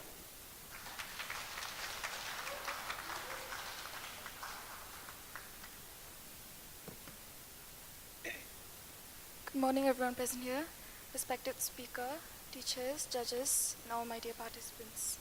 Now, my name is Naprisa, thank you. I stand here today representing Narbonne Women's College, and I am here to speak for the motion. Now, most of my fellow opponents are talking about the sixth schedule. Now we say, what is the sixth schedule? The sixth schedule is the main safety, like we'll say, it's a shield for all the tribal people in here. Some of my opponents are saying that if we don't need the sixth schedule, I would ask them, what would we do without the sixth schedule? There would be nothing without the sixth schedule. We would not have our rights to our lands. We would not have the protection against the non-tribals. If there was no sixth schedule, the tribals could easily come and take our lands. They could easily come and stay in our land and let's not talk about anything else, but let's just say that because of the sixth schedule, we have our age relaxation, which is the ST. For the ST shoulder tribe, we have an age relaxation for 35 years. Are we willing to lose all that, just because the district council is not performing correctly? No, we cannot do that. You see, Meghalaya falls under the second place in the Indian constitution of the district council. Under Meghalaya, there is the GHADC, the JHADC, and the KHADC. We might say that the district council and the autonomous district are not performing well, but no. The Jaintia Hills, the GHADC, are working for a better educational system and hospitals, while the KHADC are working for the tourism attractions to help us secure our land and traditions and cultures. While the GHADC, it is pushing forward for the languages. Now the sixth schedule might not be working well, like they said, but without the sixth schedule, it is a main barrier. How can we lose the shield? What would we do without the shield? Like the speaker said before, yes, the district council is like a broken umbrella, but instead of breaking it more, instead of discarding it, we should mend it. We should mend our ways. Why is all this happening in our state, in the state of Meghalaya? Because we the people are, instead of pushing, instead of helping the district council, we are throwing mud against their name. We cannot do that. We should help. Because without the sixth schedule, we would not have our lands. We would not have our safety. We would lose the rights to our cultures. We would lose protection. The autonomous district council pushes forwards helps us because it gives us our rights. It gives us rights to protection. It gives us the protection for our heritage and cultures. The sixth schedule is the main, let's say the sculptor of the sixth schedule, like we said, is late Reverend JJM Nichols Roy.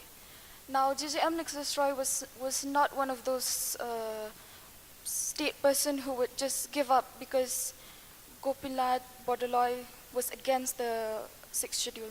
No, he did not say, no, I will give up. He did not say that. He would say, no, I will not let him or her win. I will fight for the sixth schedule, because it is up to us people to fight. We cannot just say, oh, I'll give up on the sixth schedule. The sixth schedule is very important, because without it, we are nothing. We would easily fall into the non-tribal people. Some of you all are saying that, yes, PB is filled with the non-tribal people, and they are getting the shops and all. What are we doing? What are the Khasi doing? What are we doing? Instead of fighting against it, we just want peace. We don't want to fight against anything. We just want a peaceful life. So it is very important for us to not just look upon a black spot on a white piece of paper, but we should focus on the rest of the paper. Ignore the black spot and focus on the rest of the white paper, because the district council are really trying their best to safeguard our heritage and cultures. Thank you. With this, I come to the conclusion. Thank you, Napirisa. And now I will call from the other side, Perseverance Melimngap.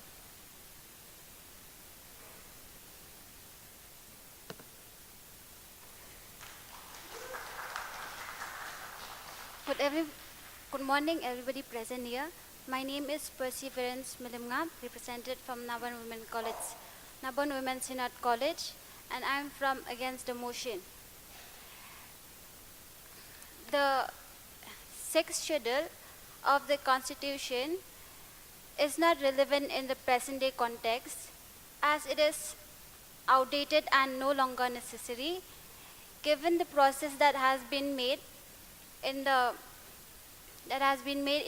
development of the tribal areas in Meghalaya.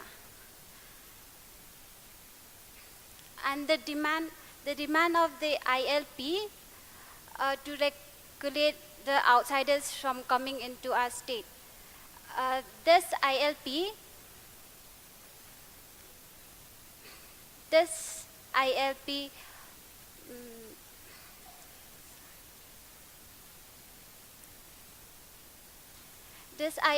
deter the tourists from coming into our state, which is the major source of income. Especially after the pandemic, it affected the tourism industry, and thousands of our local youth are being hit hard by this effect. And the next one is the sixth schedule. The sixth schedule has failed to protect the tribal people from being exploited. Many reports have been made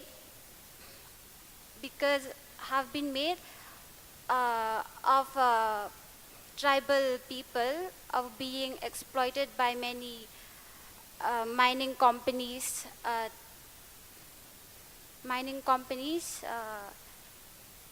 lodging companies, and other businesses. That's all. Thank you.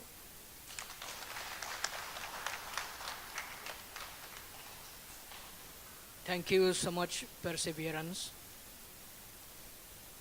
Now I'll call from the motion side, Shani Alang Khongmopat to come forward.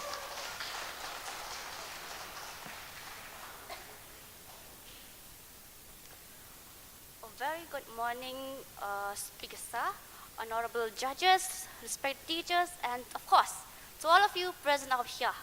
My name is Shani Alang K. Mopat, and I'm from Nichols College, Kuala Pati, Shillong. And I'm here to speak about a debate of the sixth schedule in the Indian Constitution in Meghalaya in present context. Yes, it is relevant today. Why? Why do we say that we don't need the sixth schedule? if there is no sixth schedule, imagine you will be, ruled by the majority people. Suppose if you are ruling by the majority people, there will be no word called the minority. Since we are the minority ourselves, can you imagine? You said no sixth schedule. You are scared of sixth schedule. What does that mean for? We need the sixth schedule because it protects the custom, the traditions in our society. It is through the sixth schedule that we are freely moving, easy going, right? If there is no sixth schedule, what about the reservation policy? Just recently, there is reservation policy, striking, saying we want reservation relaxation, age, body age, employment. We are fighting for that. If there is no sixth schedule about the age relaxation, the majority will be in the office, not us, the tribal people. That's why the tribal people are getting more reservation and the others are, in a limit. That's why we need a sixth schedule. One of my opponents says about the LP school. The LP school was taken away by the state government. Okay. But my clarification for you, the government has taken the LP school. Does the government can pay the salary? Just recently, they fight for the teachers are fighting. SSA teachers are fighting. They are a government employee. They have to fight. Why? We don't get a salary. They have to stay for months. But you said that the autonomous district council cannot pay the salary. Just look to the point of view that even the government teachers are not getting the salary. Okay. One of my opponents said about the rivers, dirty of the rivers like the Wamkara, right out there. It's dirty. Okay. Does the autonomous district council members go and dirty it? What that right there? Do not throw the garbage in the water. What did you do? Okay, I'll go for driving now. I'll eat chips and suck. What did you do? You throw your plastic chips. You throw into the rivers and you said, the autonomous district council threw it. It seems like that because you said you don't need the district council, right? The district council has done its every responsibility which we have put. Okay, for example, I say, imagine I come to your house. I say, I just sit. I eat chips and say, I'll dirty it the room, okay? And you will come and say, who dirtied my room? Then I say, it's me. I dirty it. Then what you will say? Go and clean it, right? The one who dirty, right, the river, he has to maintain his discipline. There's a Swachh Bharat Abhiyan. There's a Swachh Bharat Abhiyan that we say that if we eat anything, we should throw it in the dustbin. But you yourself, you are throwing your garbages and you are giving the problems to the autonomous district council that this doesn't look, doesn't seem to do good. That's all I can say. Thank you very much.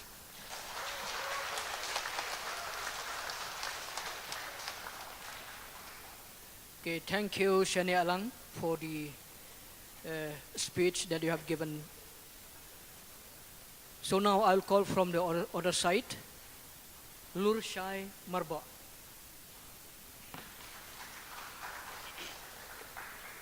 Honorable Speaker, sir, respected judges, and you, my honorable members, from the motion and especially from my opposition. I stand here to strongly support my opposition. You know why? As one of my honorable members said that we will being looted by the majority because we are minority. Why we scared? Because we are minority. They will loot us. It shows that we are weak if we are scared. So we should not scare if the majority take or looted our right. They said this is sixth schedule. Okay, I will explain first about the sixth schedule. Sixth schedule is a special provision that the institution, that the Indian Constitution provide the minority, the tribal people in the northeastern. Okay. Yes, it is special, but it seems it doesn't special at all. You know why?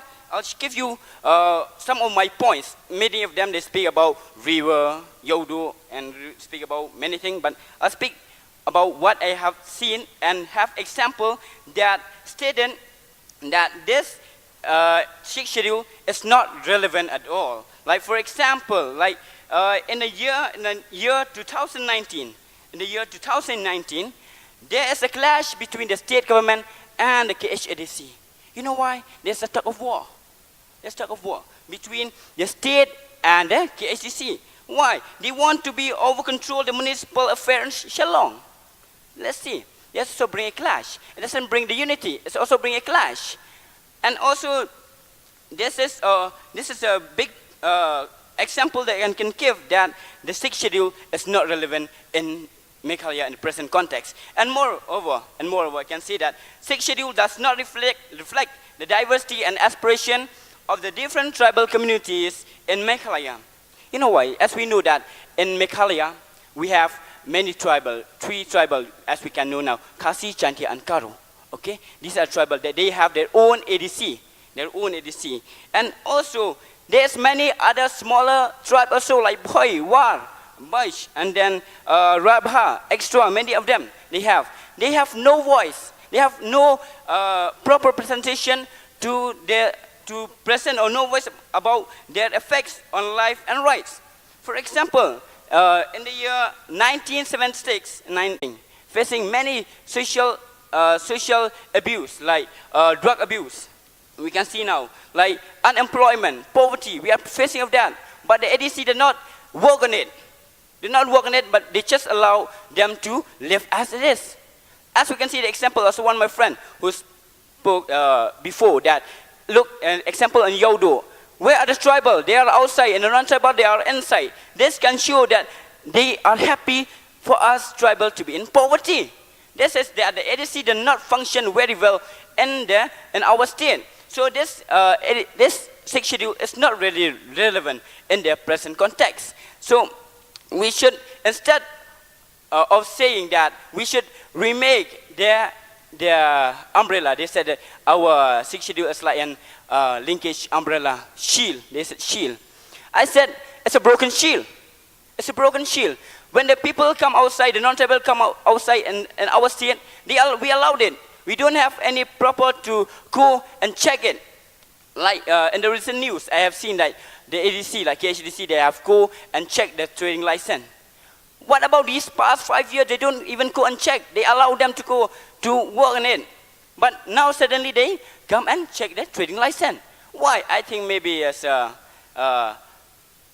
nearby election, I don't know, maybe. If it's not, so it is like that only.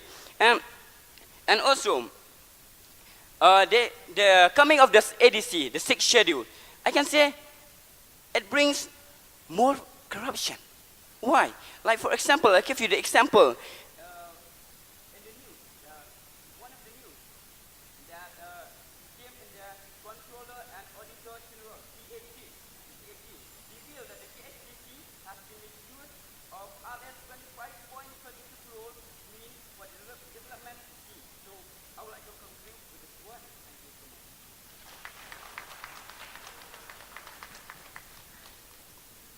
Thank you, Lurshai.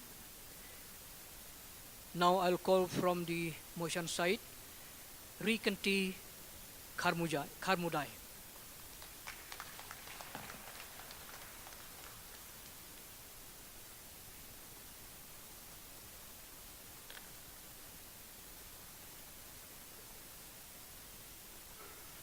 Hello.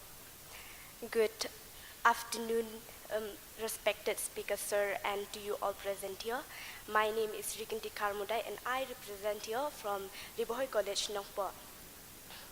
I stand here to support the motions on the topic that said the sixth schedule of the Indian Constitution is still relevant in Meghalaya in the present context. From my point of view, I say yes, it's still relevant because sixth schedule is very defensive to us, to our states, to the minorities like us. defensive to our land, to our forests, to the trades, to the custom, the culture. The establishment of the Autonomous District Council in the state of Northeast is due to the 6th schedule as per of the Constitution of India, as per the Article 244. The district council were created by the Northeast people for the better status, to have a better, to achieve betterment for ourselves. The district council is a very important self-governing body for us, the tribal people in the Indian Constitution, and through the presence of the district council, we can air our governance. It helps us to solve the basics problems in civil life. The paragraph 3(1)(j) and the paragraph 4 and 5 of the 6th schedule in the Indian Constitution empowered the KHADC to make laws on the social custom, and to set up a court or tribunal. And to protect our culture, Article 12 and Article 29(1) empowered the same to preserve the culture, in which includes prevailing custom and traditional practice. In a matter of core or clan system, with a view to protect, to conserve, and to allow us to grow more for this present generation and the prosperity. Like my friends from the against said that the rivers are polluted. What does the KHADC does for the rivers? The KHADC recently allocated the planning for Rs 1 crore from the for health and sanitation to clean the rivers of Wa Umkra and Umiam rivers. and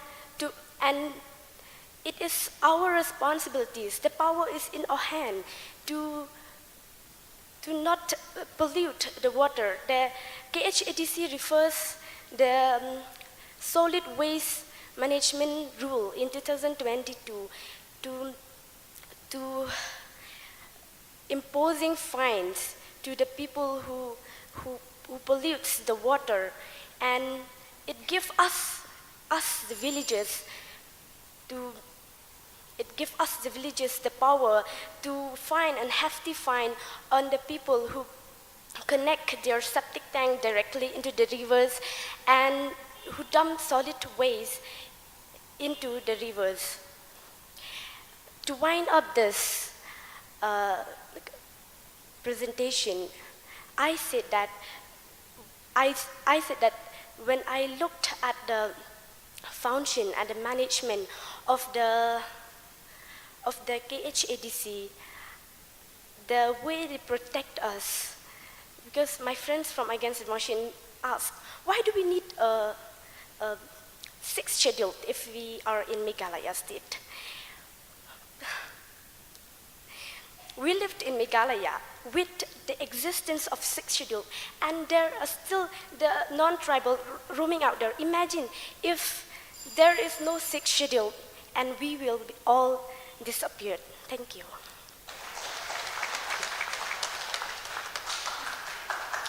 Thank you, Ri Khasi. And now I'll call from the opposite side, that is Supriya Bora, to come forward.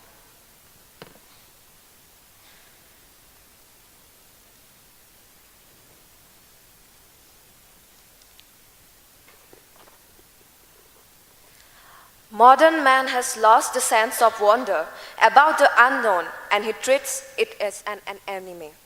Good morning, everyone.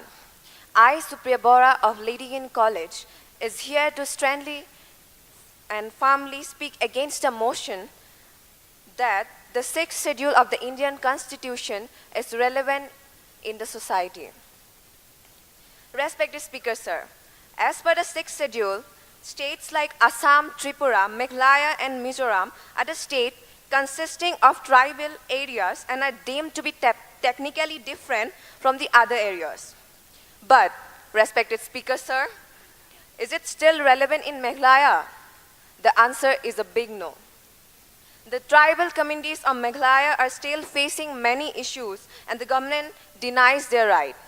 Respected Speaker, sir, today I would like to state up some points that would prove that the sixth schedule of the Indian Constitution is still not relevant in Meghalaya. Respected Speaker, sir, we all know about the scholarship schemes for students of the minority, but the minor tribal communities are still denied from their scholarships. And some even don't have the ideas of those schemes because they were never aware of those schemes. Respected Speaker, sir, the sixth schedule in Meghalaya has created multiple power centers instead of bringing in a genuine process of autonomy in the region. Frequent conflicts of interest has been there in the district council and the state legislature. Respected Speaker, sir, in Meghalaya, despite the formation of the state, the whole of the state continues to be under the sixth schedule, causing frequent conflicts with the state government. But the half of the rice is being utilized by the other non-tribal communities, due to which the Khasi Student Union now had to fight for the inner line permit, which is even if they have got the sixth schedule, because somewhere their rights are being violated. Respected Speaker, sir, how can the Treasury bench insist on saying that the sixth schedule in Meghalaya is still relevant when that little girl of Lightroom doesn't even know there is a world outside of her house among her own people because she has never seen it? What about the mother of Laikon Song, who doesn't even know that she can establish a life among her own people, rather being a mother of two at the age of 17? What about the little boy of Tura marrying 2 wives or so at the age of 17, whereas he can get a better life out there? Respected Speaker, sir, if the sixth schedule is not reaching to the group for which it was imposed, then it can never be relevant in any way possible. Thank you.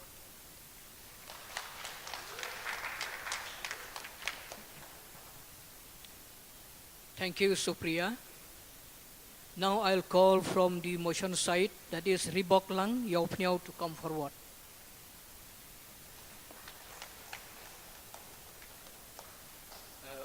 Mr. Speaker, sir, all the judges and the respected teachers and all which are presented here, a very good afternoon. My name is Ri Lang Yaupniao and I am representing from Shirpi College, and I'm standing here for the motion. And the topic of today is the sixth schedule of the Indian Constitution still relevant in Meghalaya. And yes, the sixth schedule of the Indian Constitution still relevant in Meghalaya because in the sixth schedule, the government, the Constitution of India give us the legal right to appeal to the Supreme Court for when there is the exploitation of our cultural tradition and custom. Because here in Meghalaya, we are unique. We are isolated from the plain people who are living in the rest of India. Here in Meghalaya, the Khasi Garo, the Khasi Jaintia and the Garos are very unique in the status because we follow the principle of matrilineal society, where the kakadu or the youngest daughters of the family inherited the properties. So that is the one main objective and the main reason that the sixth schedule is very important and is very needed in our society. And in the words of JJM Nichols Roy, the sixth schedule will give them a certain measure of self-governance for the development and protection of their own genius and culture. Here in Meghalaya, when we talk about the sixth schedule in Meghalaya, we should understand that in Meghalaya we have 2 types of lands. One is the municipal or the cantonment area, and other is the area which fall under the jurisdiction of the sixth schedule. So under this, the area which fall under the jurisdiction of the sixth schedule, the people are protected by the sixth schedule is to maintain their status in the changing of the society. So some of my friends talk about in Yodo. When we talk about in Yodo, we should understand that all the non-tribal who are doing their business there have to take the trading license from the district council. If they don't get the trading license from the district council, they cannot do their business. And the district council and most of the people of the non-tribal who are present, who are there, they have the time limit to doing their business. Not because they cannot stay long here in Meghalaya, because the sixth schedule has the right to prevent our land is fall under the jurisdiction of the sixth schedule. That's why in Meghalaya, the rule of the sixth schedule is to maintain the succession of the SIM, the succession of the village headman, the village town committee, and so many, and so on and so forth. When you talk about, there are 54 Hima and Ilaka here in Meghalaya. So if there were no sixth schedule, who will protect? The state government, we cannot understand our genius, our culture, because our customary law are different from the others, from the rest of the Indian. Because we, the Khasi Garo, are the few people in this world who still follow the principle of the matrilineal society. And when we talk about the Meghalaya Building Bylaws and the Limitation Act, we live in the people who live in this area are still protected because of the sixth schedule. For example, the Muda issues, and then the Muda issues, the issues of the Rangbachnong also, the rule of the sixth schedule is prevail and favor the people, because the state government cannot do exploitation in this area because we have the sixth schedule and we still protected till today. The state government cannot apply any acts, any law in the area falling under the jurisdiction of the sixth schedule, because the Constitution of India has given us the main status and the unique status for protection of our indigenous people and indigenous culture. So only this much. Thank you so much.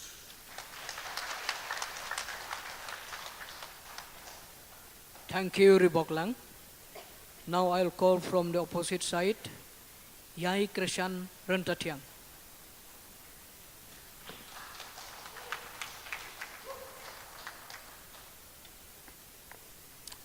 Very good afternoon to you all, fellow participants, students, teachers, and to our judges. I also would like to give a special thanks to the program committee for inviting our college to participate in this debate competition. My name is Yai Krishan Rentatiang. I'm from a first semester student. I take political science as my honors paper. I stand here to represent the Balawan College Umsning and also to oppose the topic that says the sixth schedule of the Indian Constitution is still relevant in Meghalaya in the present context. While the sixth schedule has played a significant role in protecting the culture and right of the Khasi, the Jaintia, and the Garo people, some argue that it is no longer relevant in Meghalaya in the present context. One of the main arguments about the sixth schedule is that it discriminates against non-tribal communities of Meghalaya. The non-tribal communities of Meghalaya cannot participate or own property in Meghalaya and participate in the autonomous district council. This has led to a feeling of resentment and has also created a barrier to integration. Another argument is that some argue that the autonomous district council also has hindered the economic development of Meghalaya. The autonomous district council also has been accused of being inefficiency and corruption. There is also a point that the autonomous district council creates a barrier to investment, as business are reluctant to invest in some areas where they don't have a say in governments. Another point, there is a frequent conflicts between the state legislature and the district council. Even though the district council control almost everything in Meghalaya, but as we can see, the state legislature refused to grant full financial autonomy to the KHADC, even though this falls under the sixth schedule of the Indian Constitution. We can also see that the state legislature has been interfered in the appointment of officials in the KHADC and also being interfered in the KHADC budget. Another point is that we, the tribal people, have are so powerful that common people living in Meghalaya are feeling insecurity about what they live. For example, if we look at the people living in Temmotor, they live in fear that if any conflict rises between them and the tribal people in Meghalaya, they might be expelled from the state.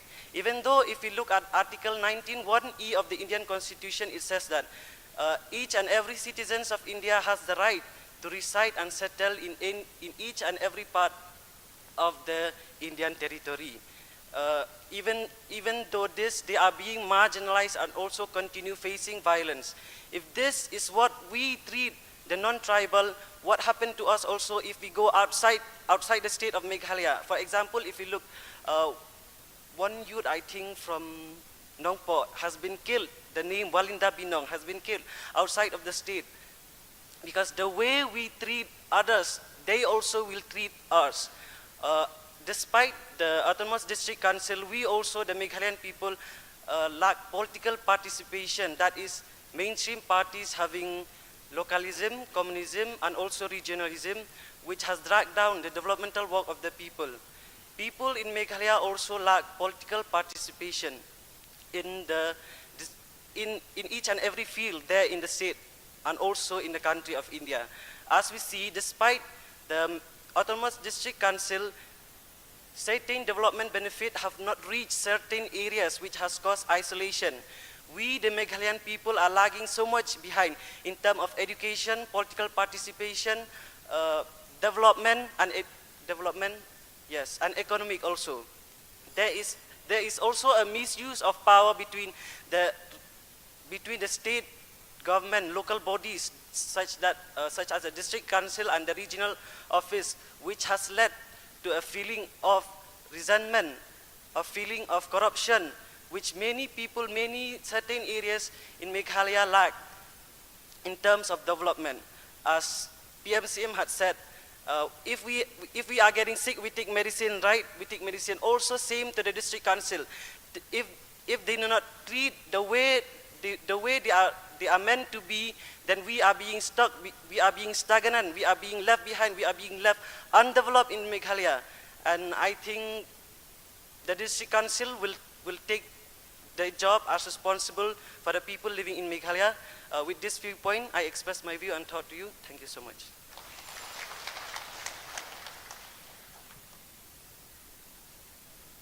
Thank you, Yai Krishan. Now I'll call from the motion Bharali to come forward.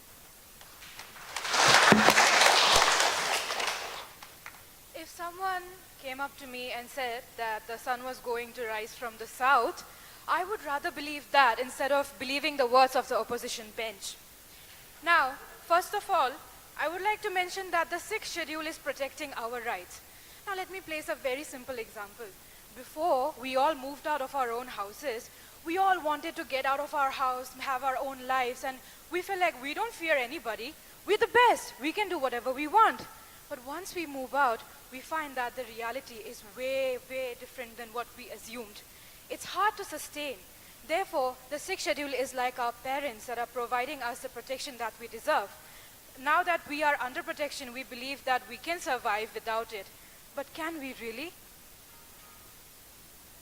I would like to talk about how the opposition bench has said that they feel insecure in Meghalaya itself. Despite being a state that considers tourism to be one of its primary occupations, if you feel insecure, then I think the problem is in ourselves and that we need to work on ourselves instead of blaming the ADCs and the rest of the 6th schedule. Now I would like the 6th schedule, the privileges that are helping our children to go to schools and learn and be educated, the privileges that are helping us to protect our land from foreign invasion. Now let me place another very simple example. If the 6th schedule wouldn't have been here, then I'm very sure Lidloom would have been a factory by now and Cherrapunji would have had multiple multinational companies and malls instead of its natural beauty, instead of what Meghalaya is. Now I would like to mention that the ADCs are a very prime example of the 6th schedule wanting to the sixth schedule wanting the ADCs to perform properly. Now, I would like to state why. The ADCs are the grassroots level. And if we don't have a strong foundation, then we cannot hope for something good to happen in the future. For example, if you construct a house and your foundation is weak, then it is certain that it will break even if the slightest earthquake occurs. Lastly, I would like to conclude by saying that Meghalaya is a very unique state. It is surrounded by the sixth schedule, leaving out a very tiny and small proportion of Shillong, which is a developing part of Meghalaya. But apart from that, the places which deserve to be under sixth schedule are under sixth schedule. And I believe that the sixth schedule will only do good in the near future. And it will bring as much prosperity as possible. Thank you so much.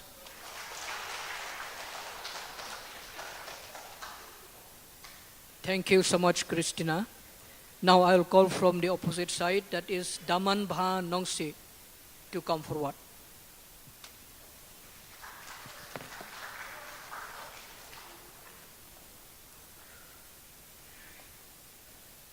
A very good afternoon to you one all present here, respected speaker, judges, and to you all. My name is Daman Bhanongse, representing Senate College from History Department. Today I stand for against the motion, which is the sixth schedule is not relevant in the present Meghalaya context. Yes, it's not. When I say it's not, I mean no. Why? Let me tell you. I've already mentioned that I'm from the history department, so as a historian, I like digging. If not soil, let's be in facts also. Back in the year 1949, our respected Reverend JJM Nichols Roy, he proposed that we need the sixth schedule. Why?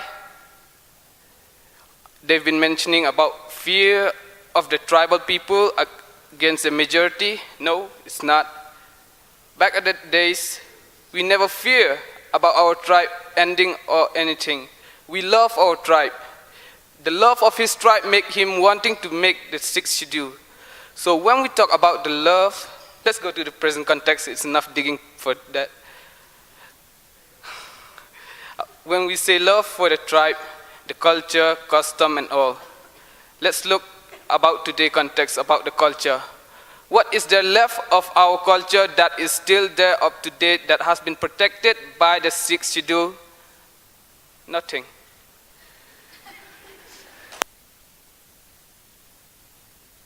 Our culture has been decreasing since the time that sixth schedule has came, okay, after that, so there has been recognition about, oh yeah, this tribe, that tribe, they need protection and all. But after that, year passed, time passed, and the leaders changed, and years after years, many leaders change, and the upcoming leaders, they have different kind of thought. Oh, the tribal people, why do they need protection? Only the majority need rights. Minority, who cares about them? About that protection, when we look upon, we are in the middle of the state, like in Shillong. So we don't suffer that kind of protection, or doesn't need that much kind of protection if we look. But what about the one living in the border side? The land has been, like, people has been clashing between themselves, if not years long, but recently the Jaintias and the Karbi Anglong has been in a clash about the borders area. What have the sixth schedule done about that? Nothing. What is there in that time? They've been fighting, life have been gone, and thankfully that there's something about the tribe that's still left. They were fighting with bows and arrows and catapult. That is need to be mentioned. Okay, and when we look about the sixth schedule, protect our land, river, water, river, it's the same. When we look, what is there? Is the river still pure? No. What and why is it not pure? We're talking about is the river here in the city area, in our local area, village area, where there's only us tribals living, so we take care of our own rivers. But the one polluting the rivers are not the tribal people. Let me tell you, respected speaker, sir, The rivers that all of them mentioned that it's dirty, the ADC didn't dirty that river, we people did and all that, but let me tell you, the moment that we let in the outsiders in our country, means in our state, in our tribe, that is the moment that we lose our tribe, our culture, our own safety itself. Why? Because they are from outside, they don't care about our cleanliness, they just throw it all in the river, they can make it dirty, make it worse, even, you know about crime also, they commit many crime here. And according to the cleaning purpose about the river, measure has been taken. And recently, yesterday, I watched a news that 7 crores has been asked from the central of cleaning the Wa Umkra. It's very dirty. It's not even bearable to stand next to it. Back in the time when 6 schedule was strong, I mean, like, it was at its peak. The river was clean, the road was safe to go, there was only us Khasi moving, and then, hey, ba, hey, kong, only Khasi.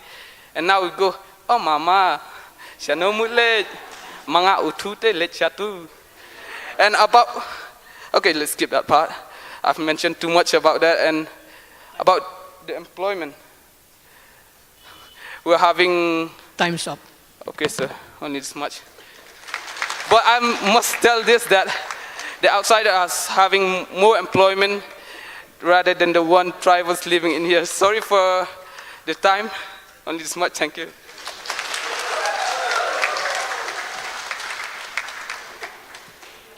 Thank you, Damanba. Now we have 2 last participants, one for the motion and one against the motion. Now, first I'll call Ivan Rees Imli for the motion to come forward.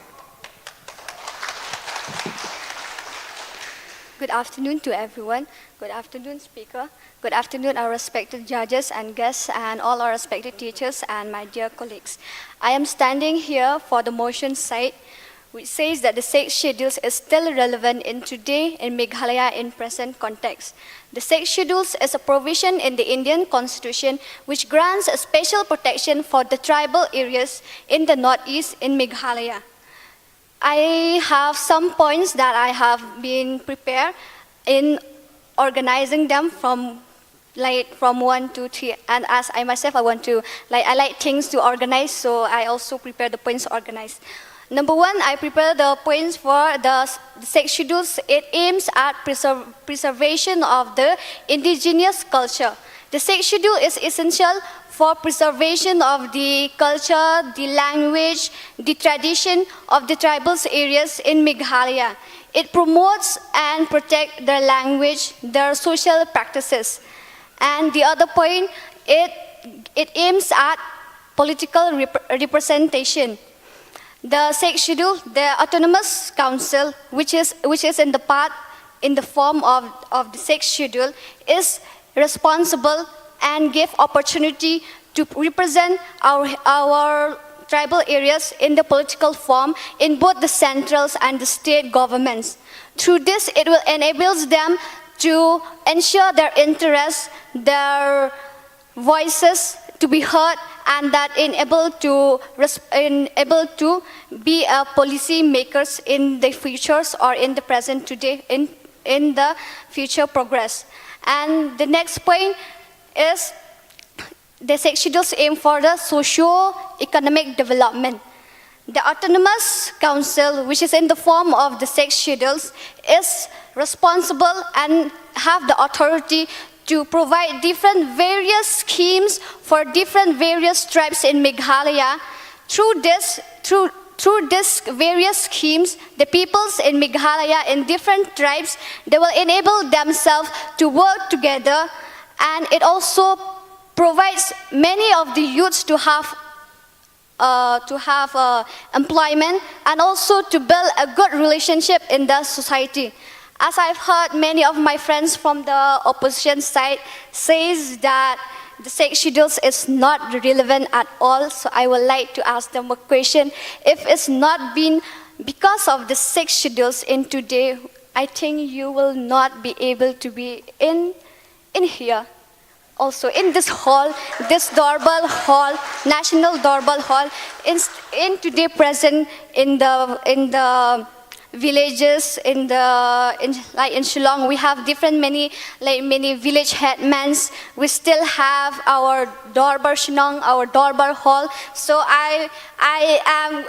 are very, very fortunate that we have 6 schedules.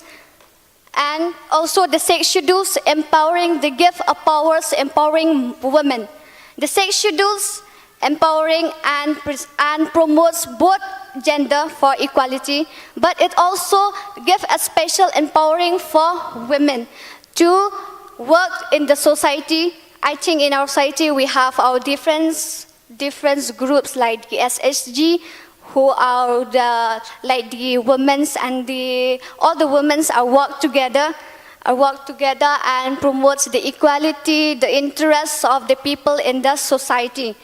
As well as I would like to emphasize that the 6 schedules give us many opportunities.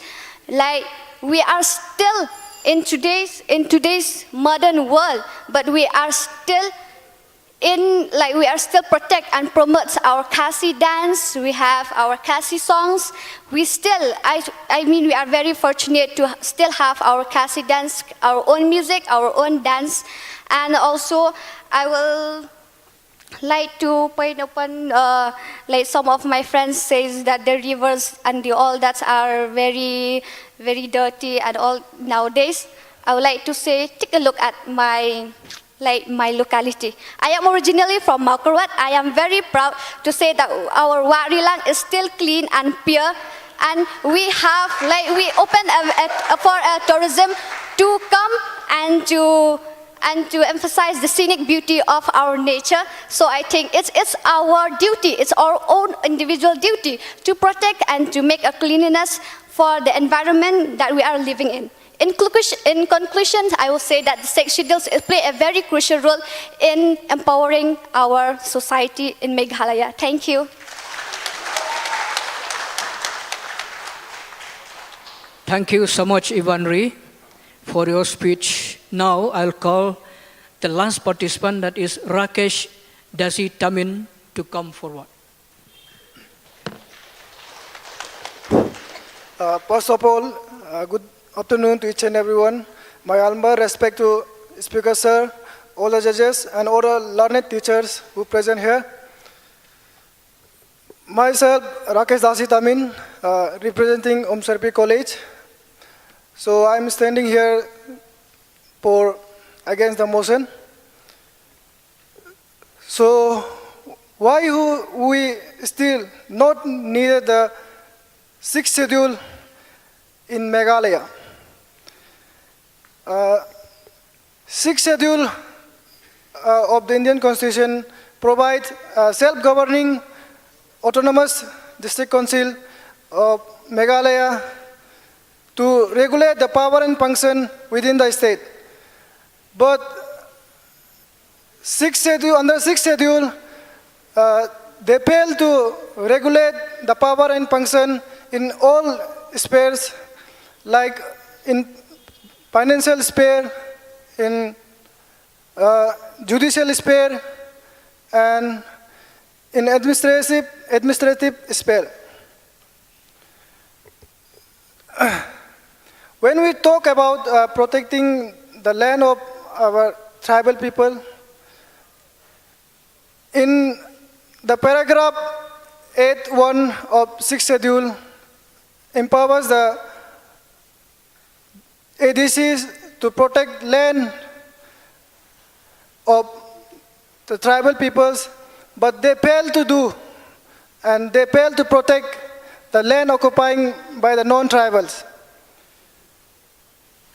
One of my colleagues from the motion said that 6th schedule is the weapon and the seal of the state. Let me tell you, my friend, weapons and seal is for protecting yourself, not to murder people of your own. So when you talk about protecting your culture, your areas, your indigenous, your culture, your rights, let me tell you, I am from Arunachal Pradesh, and Arunachal Pradesh is also a tribal state. There is no sixth schedule, but the rights of tribal people, the indigenous of tribal people, the culture of tribal people has been protected there since it's sorry. So, thank you.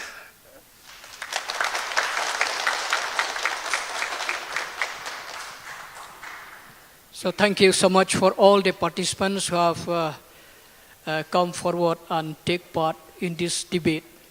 So now, since all the participants have done their own duty, so I would like to call from both sides to elect your own leader for the motion and against the motion. One leader you can consult among you, and after electing your leader, please come forward and give their names before me. Okay?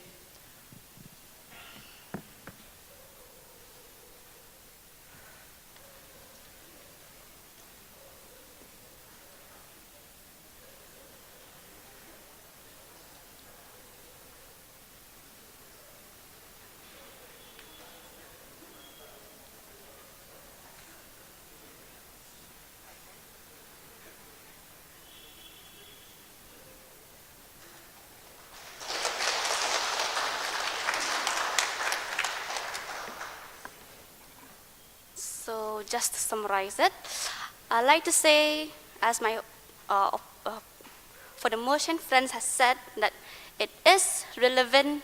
The sixth schedule is relevant. Yes, it is relevant, and all the points that I've given after you, it's still the autonomous district council is still present, and it protects us, the tribal people, from the customs, traditions, and everything has been protected by district council. And even the land also has been protected. Everything has been protected from the district council, and I have no words to say. Thank you very much. So now I'll call from the team leader of the group which is against the motion.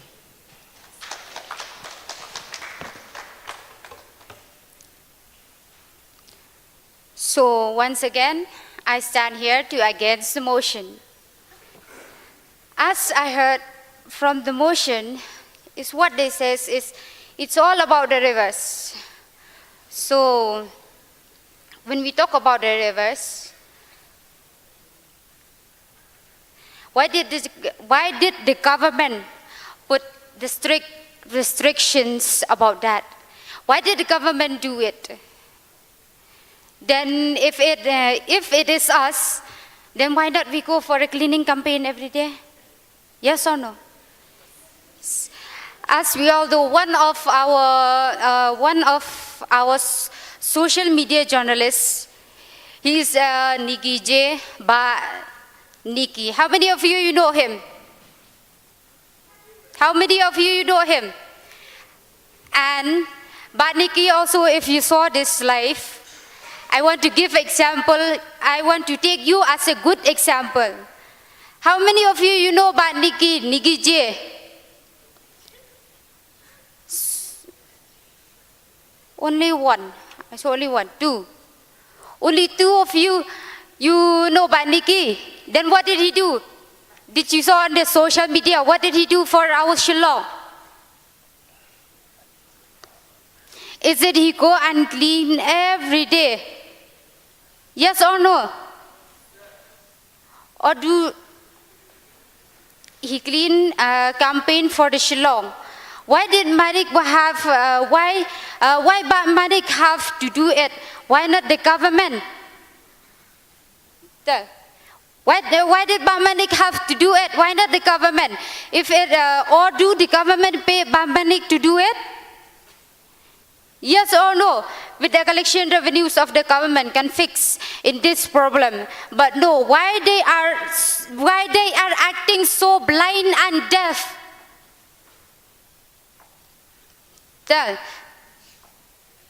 Yes or no?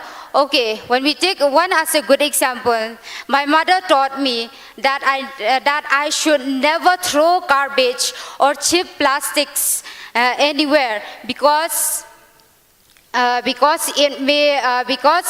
respect our surrounding and environment. Rather than throwing on the road, I always prefer to put the plastic in the bags. I rather to put the plastic in the bags or pocket, bring it home to be disposed properly. How many of you do that? How many of you that your mother taught not to throw plastic here and there? Okay, many of you, thank God. So thank you so much.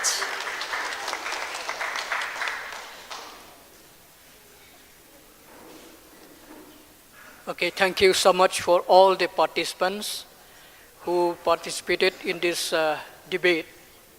We have heard their arguments for and against, and we have heard everything. And mostly we have heard that most of the points that are against the motion is that the district council cannot protect the rights of the people. They cannot protect the rivers and all. So, but none of them argue that the sixth schedule is no longer relevant. You see, if we say about the failure to protect, it is our failure, not only of the district council, because we failed to elect the right persons to be there so that they can protect us. So now, since we have heard about the arguments from both sides, so I would like to see about the minds of the audience who are present here. I would like to see how many of you would say that the sixth schedule is still relevant, and how many of you say that it is no longer relevant. So I would like to see only by saying that I don't want to say by voice vote, but simply raise your hands. Those who are in favor of the motion, you can raise your hands so that I can see how many of you who are in favor of the motion.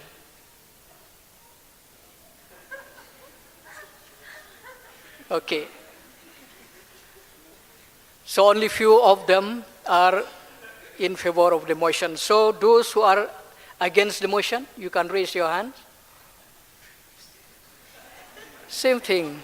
You are reluctant to raise your hands.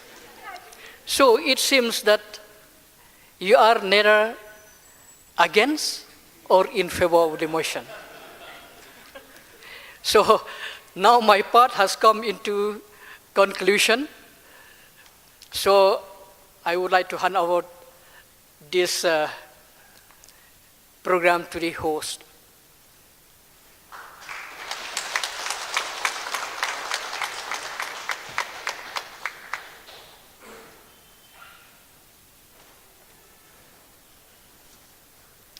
Thank you so much, everyone, for participating.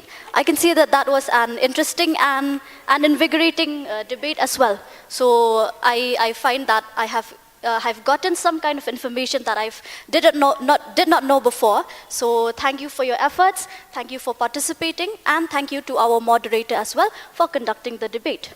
So before we end our program, I would like to call upon H. Sten, member of the JJM Memorial Committee, in order to present a small token of our appreciation to the moderator.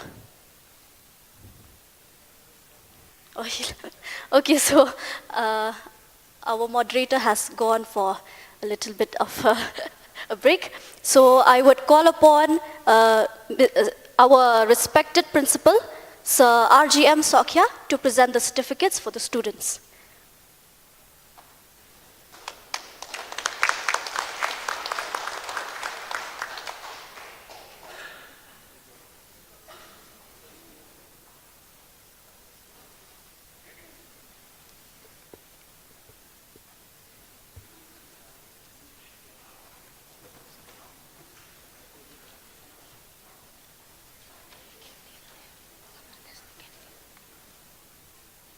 Christina Bharati.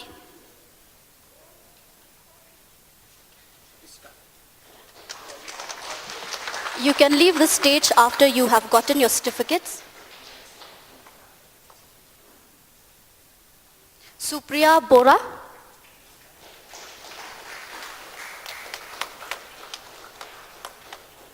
The students may leave once they've gotten their certificates. Tracy Lingdo.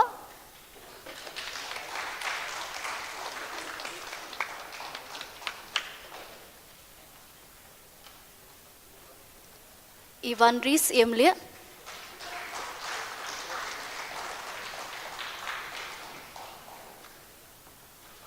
Edwin Maring.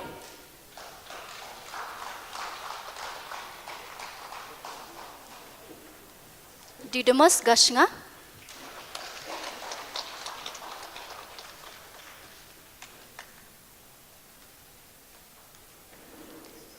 Rakesh Tamin.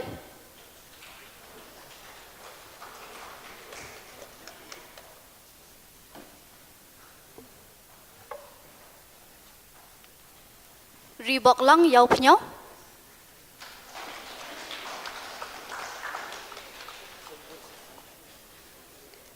Daman Baha Nong Siet.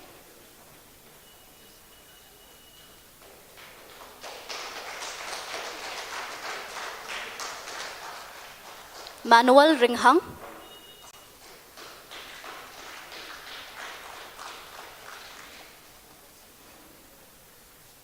Jenica Linshing.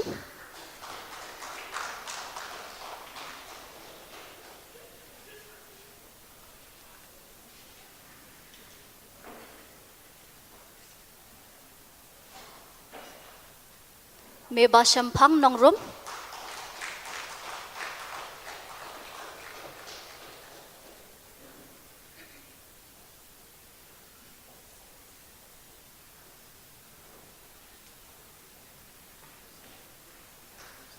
Perseverance Meliam Ngap.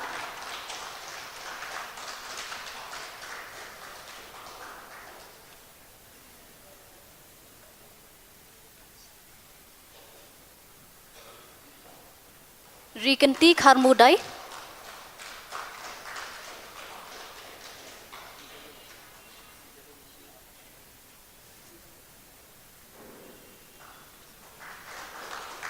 Napi Risa, thank you.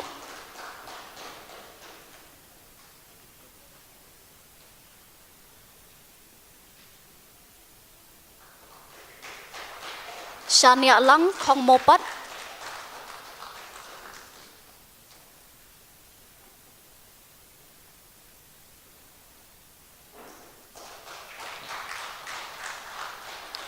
Kermenskem Nongshli.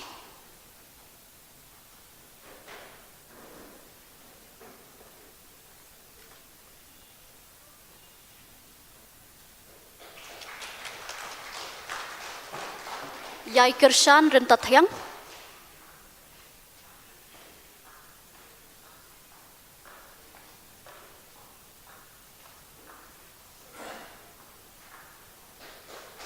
Enric Mauplang.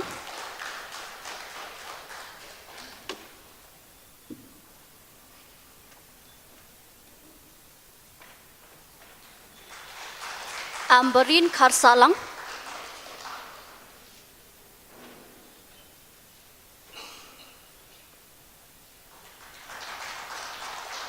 Norshai Marbo.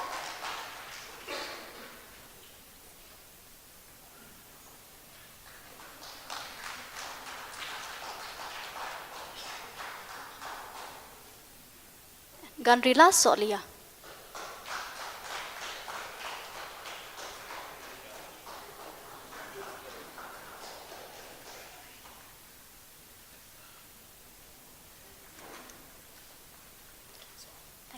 Thank you, sir. Okay, so again, I would like to call upon Sir H.T. Wells Sten, the member of the JJM Memorial Committee, in order to present a small token of our appreciation to our moderator.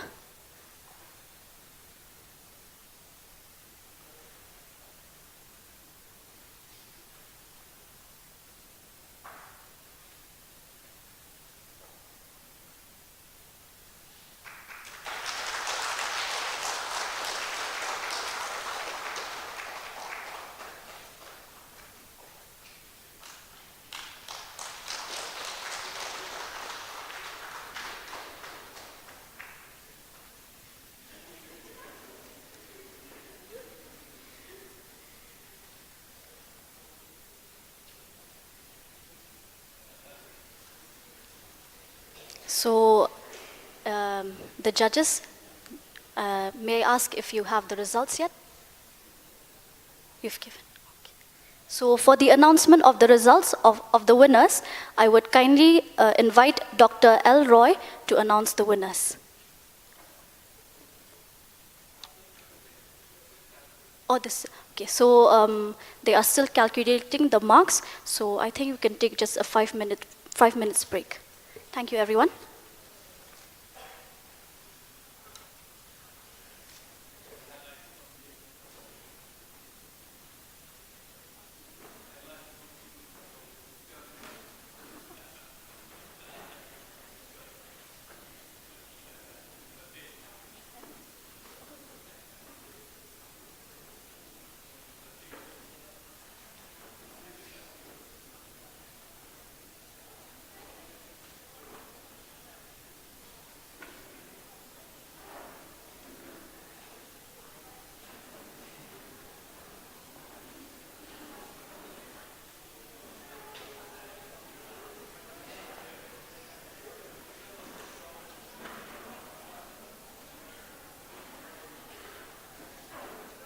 Dear friends, while calculating the school marks,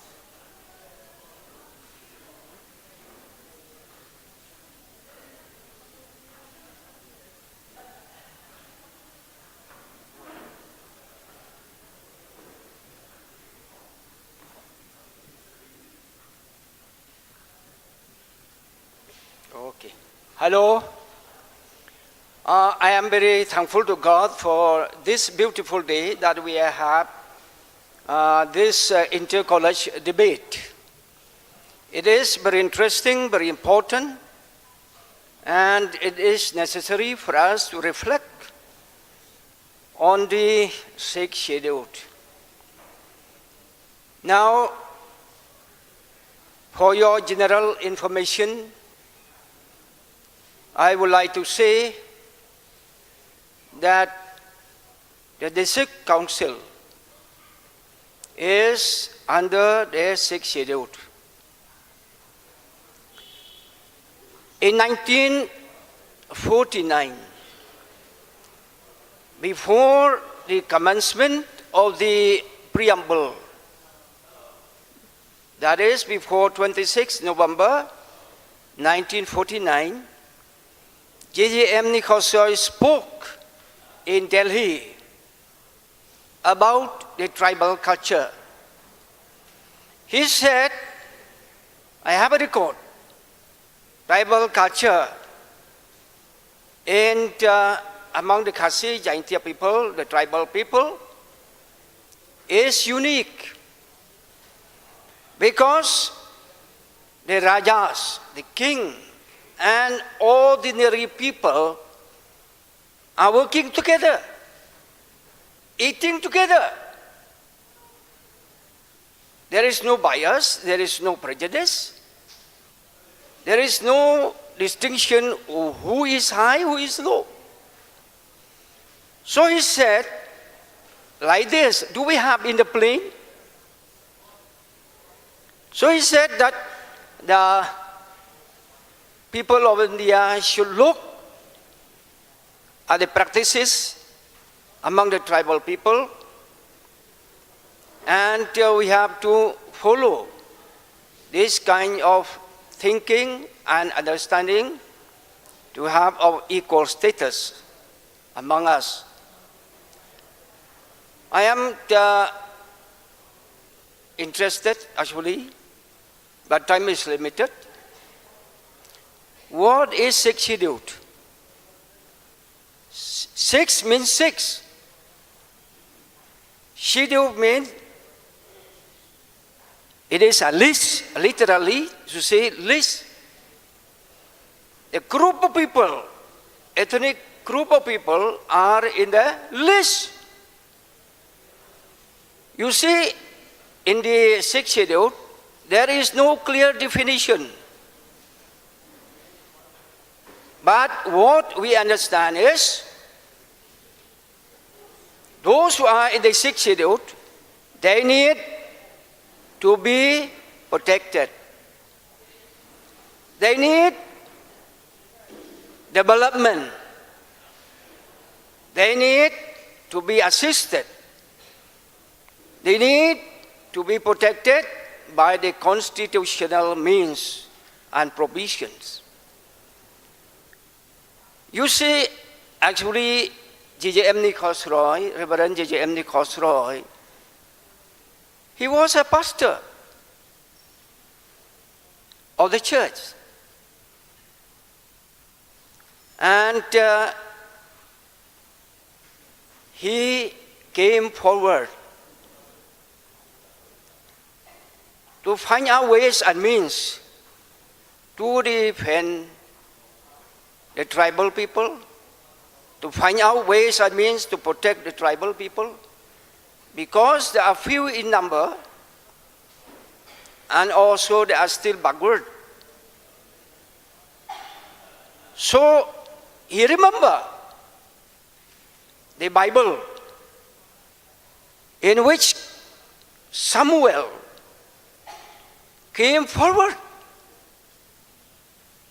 with that knowledge of God. She was the one who taught that the people of Israel should have a king, the king who knows God.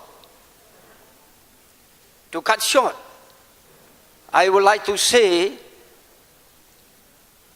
the motion says the sixth schedule is still relevant. So I would like to say it is relevant. But it does not mean perfection. We have to find out ways and means to strengthen the sixth schedule. Because this is a tool to protect us by means of constitutional provisions, constitutional means. So, if the sixth schedule is not relevant, it will be not there. Okay? If it is not relevant, it should have disappeared a long time back. It is relevant and it is still continuing till today. But as a human being, we have both strength and weaknesses. What is the weaknesses of the sixth schedule? What are weaknesses of this council? Before, it was the job of this council to look after the LP schools. We had KHDC LP school before. But nowadays, because of some practical difficulties, the government of Meghalaya took up the responsibility to run the LP schools in the state of Meghalaya. So I would like to say that the District Council need to be strengthened. We have to analyze what are its weaknesses so that if there is any mistake, should be corrected. If there are some weaknesses, we have to strengthen. My dear friends, I would like to end by saying that thank you so much for all the participants who have come from different colleges. This is a day in which we come to know each other better. Perhaps in the future, it will not be in the form of debate. It may be in the form of seminar, in which the papers presented by scholars, perhaps we will publish and have in a book form. So thank you so much for the colleges who have come. I'm grateful to all the principals of the 11 colleges. I'm thankful to all the students and teachers. I'm thankful to the Reverend JJM Nichols Roy Memorial Committee. I'm thankful to the JJM Nichols Roy College. In particular, I am thankful to the Khasi Hills Autonomous District Council, who has taken so much of initiative and have given financial support to have this function, to make our dream come true. Once again, thanks so much each and all. God bless you.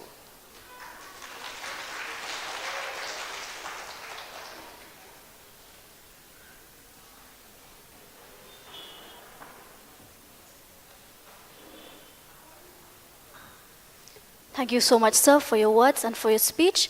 So before we announce our winners and who has given the better argument, I would like to call upon my colleague, Ms. Aijingshai Mopat, in order to deliver the vote of thanks.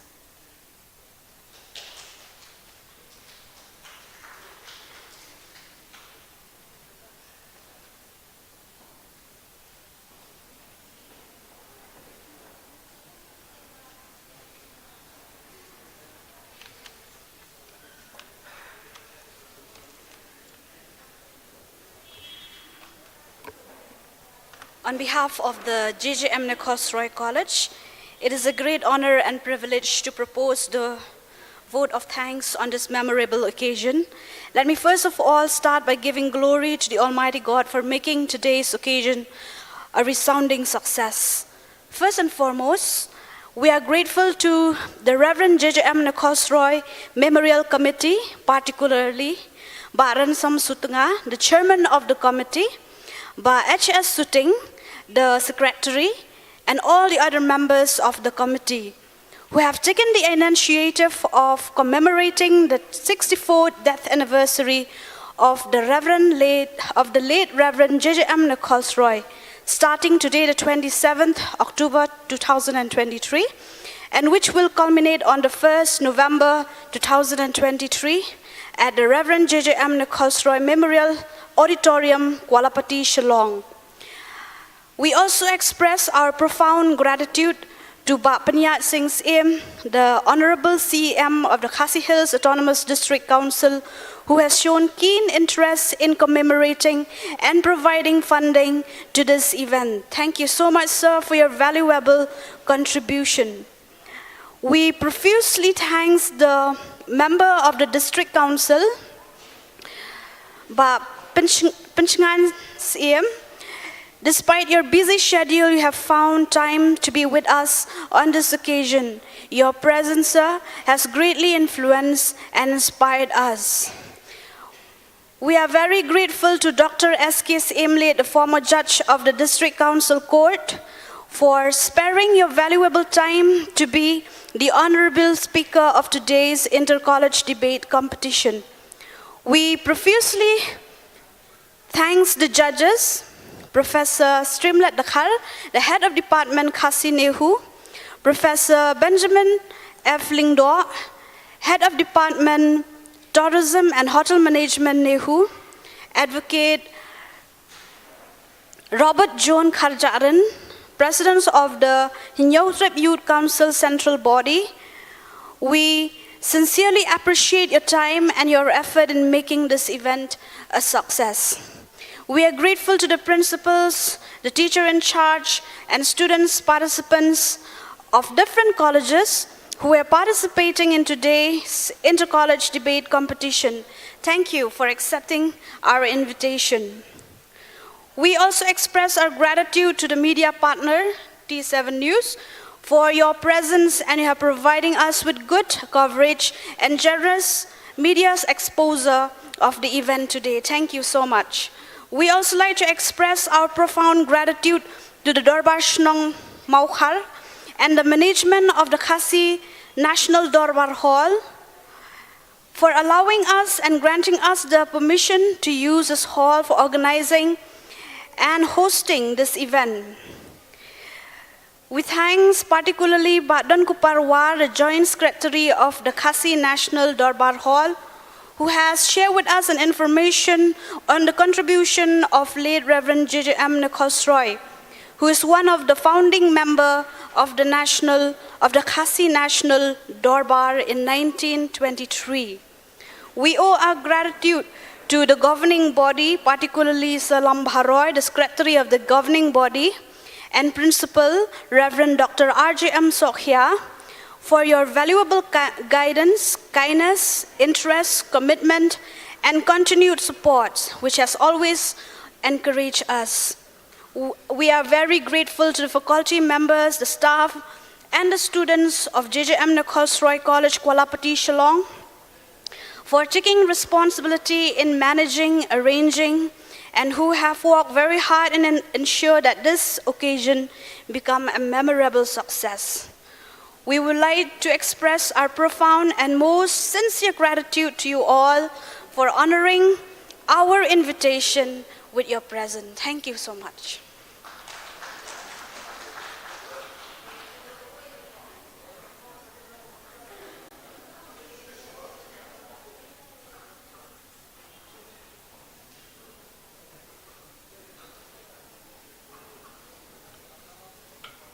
Thank you, Ms. Aijing Shai, for the vote of thanks. So this is a small announcement before we announce the winners. The prizes and the certificates for the winners will be awarded on the observation program of the 64th death anniversary of Reverend J.J.M. Nichols Roy that will be held on the 1st of November in J.J.M. College.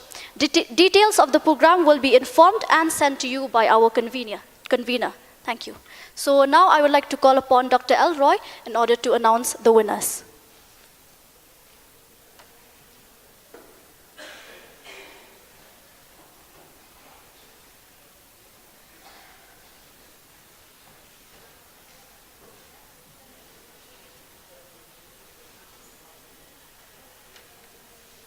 The other side may be emptied, all emptied, gone.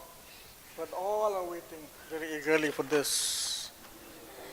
This is a women's world.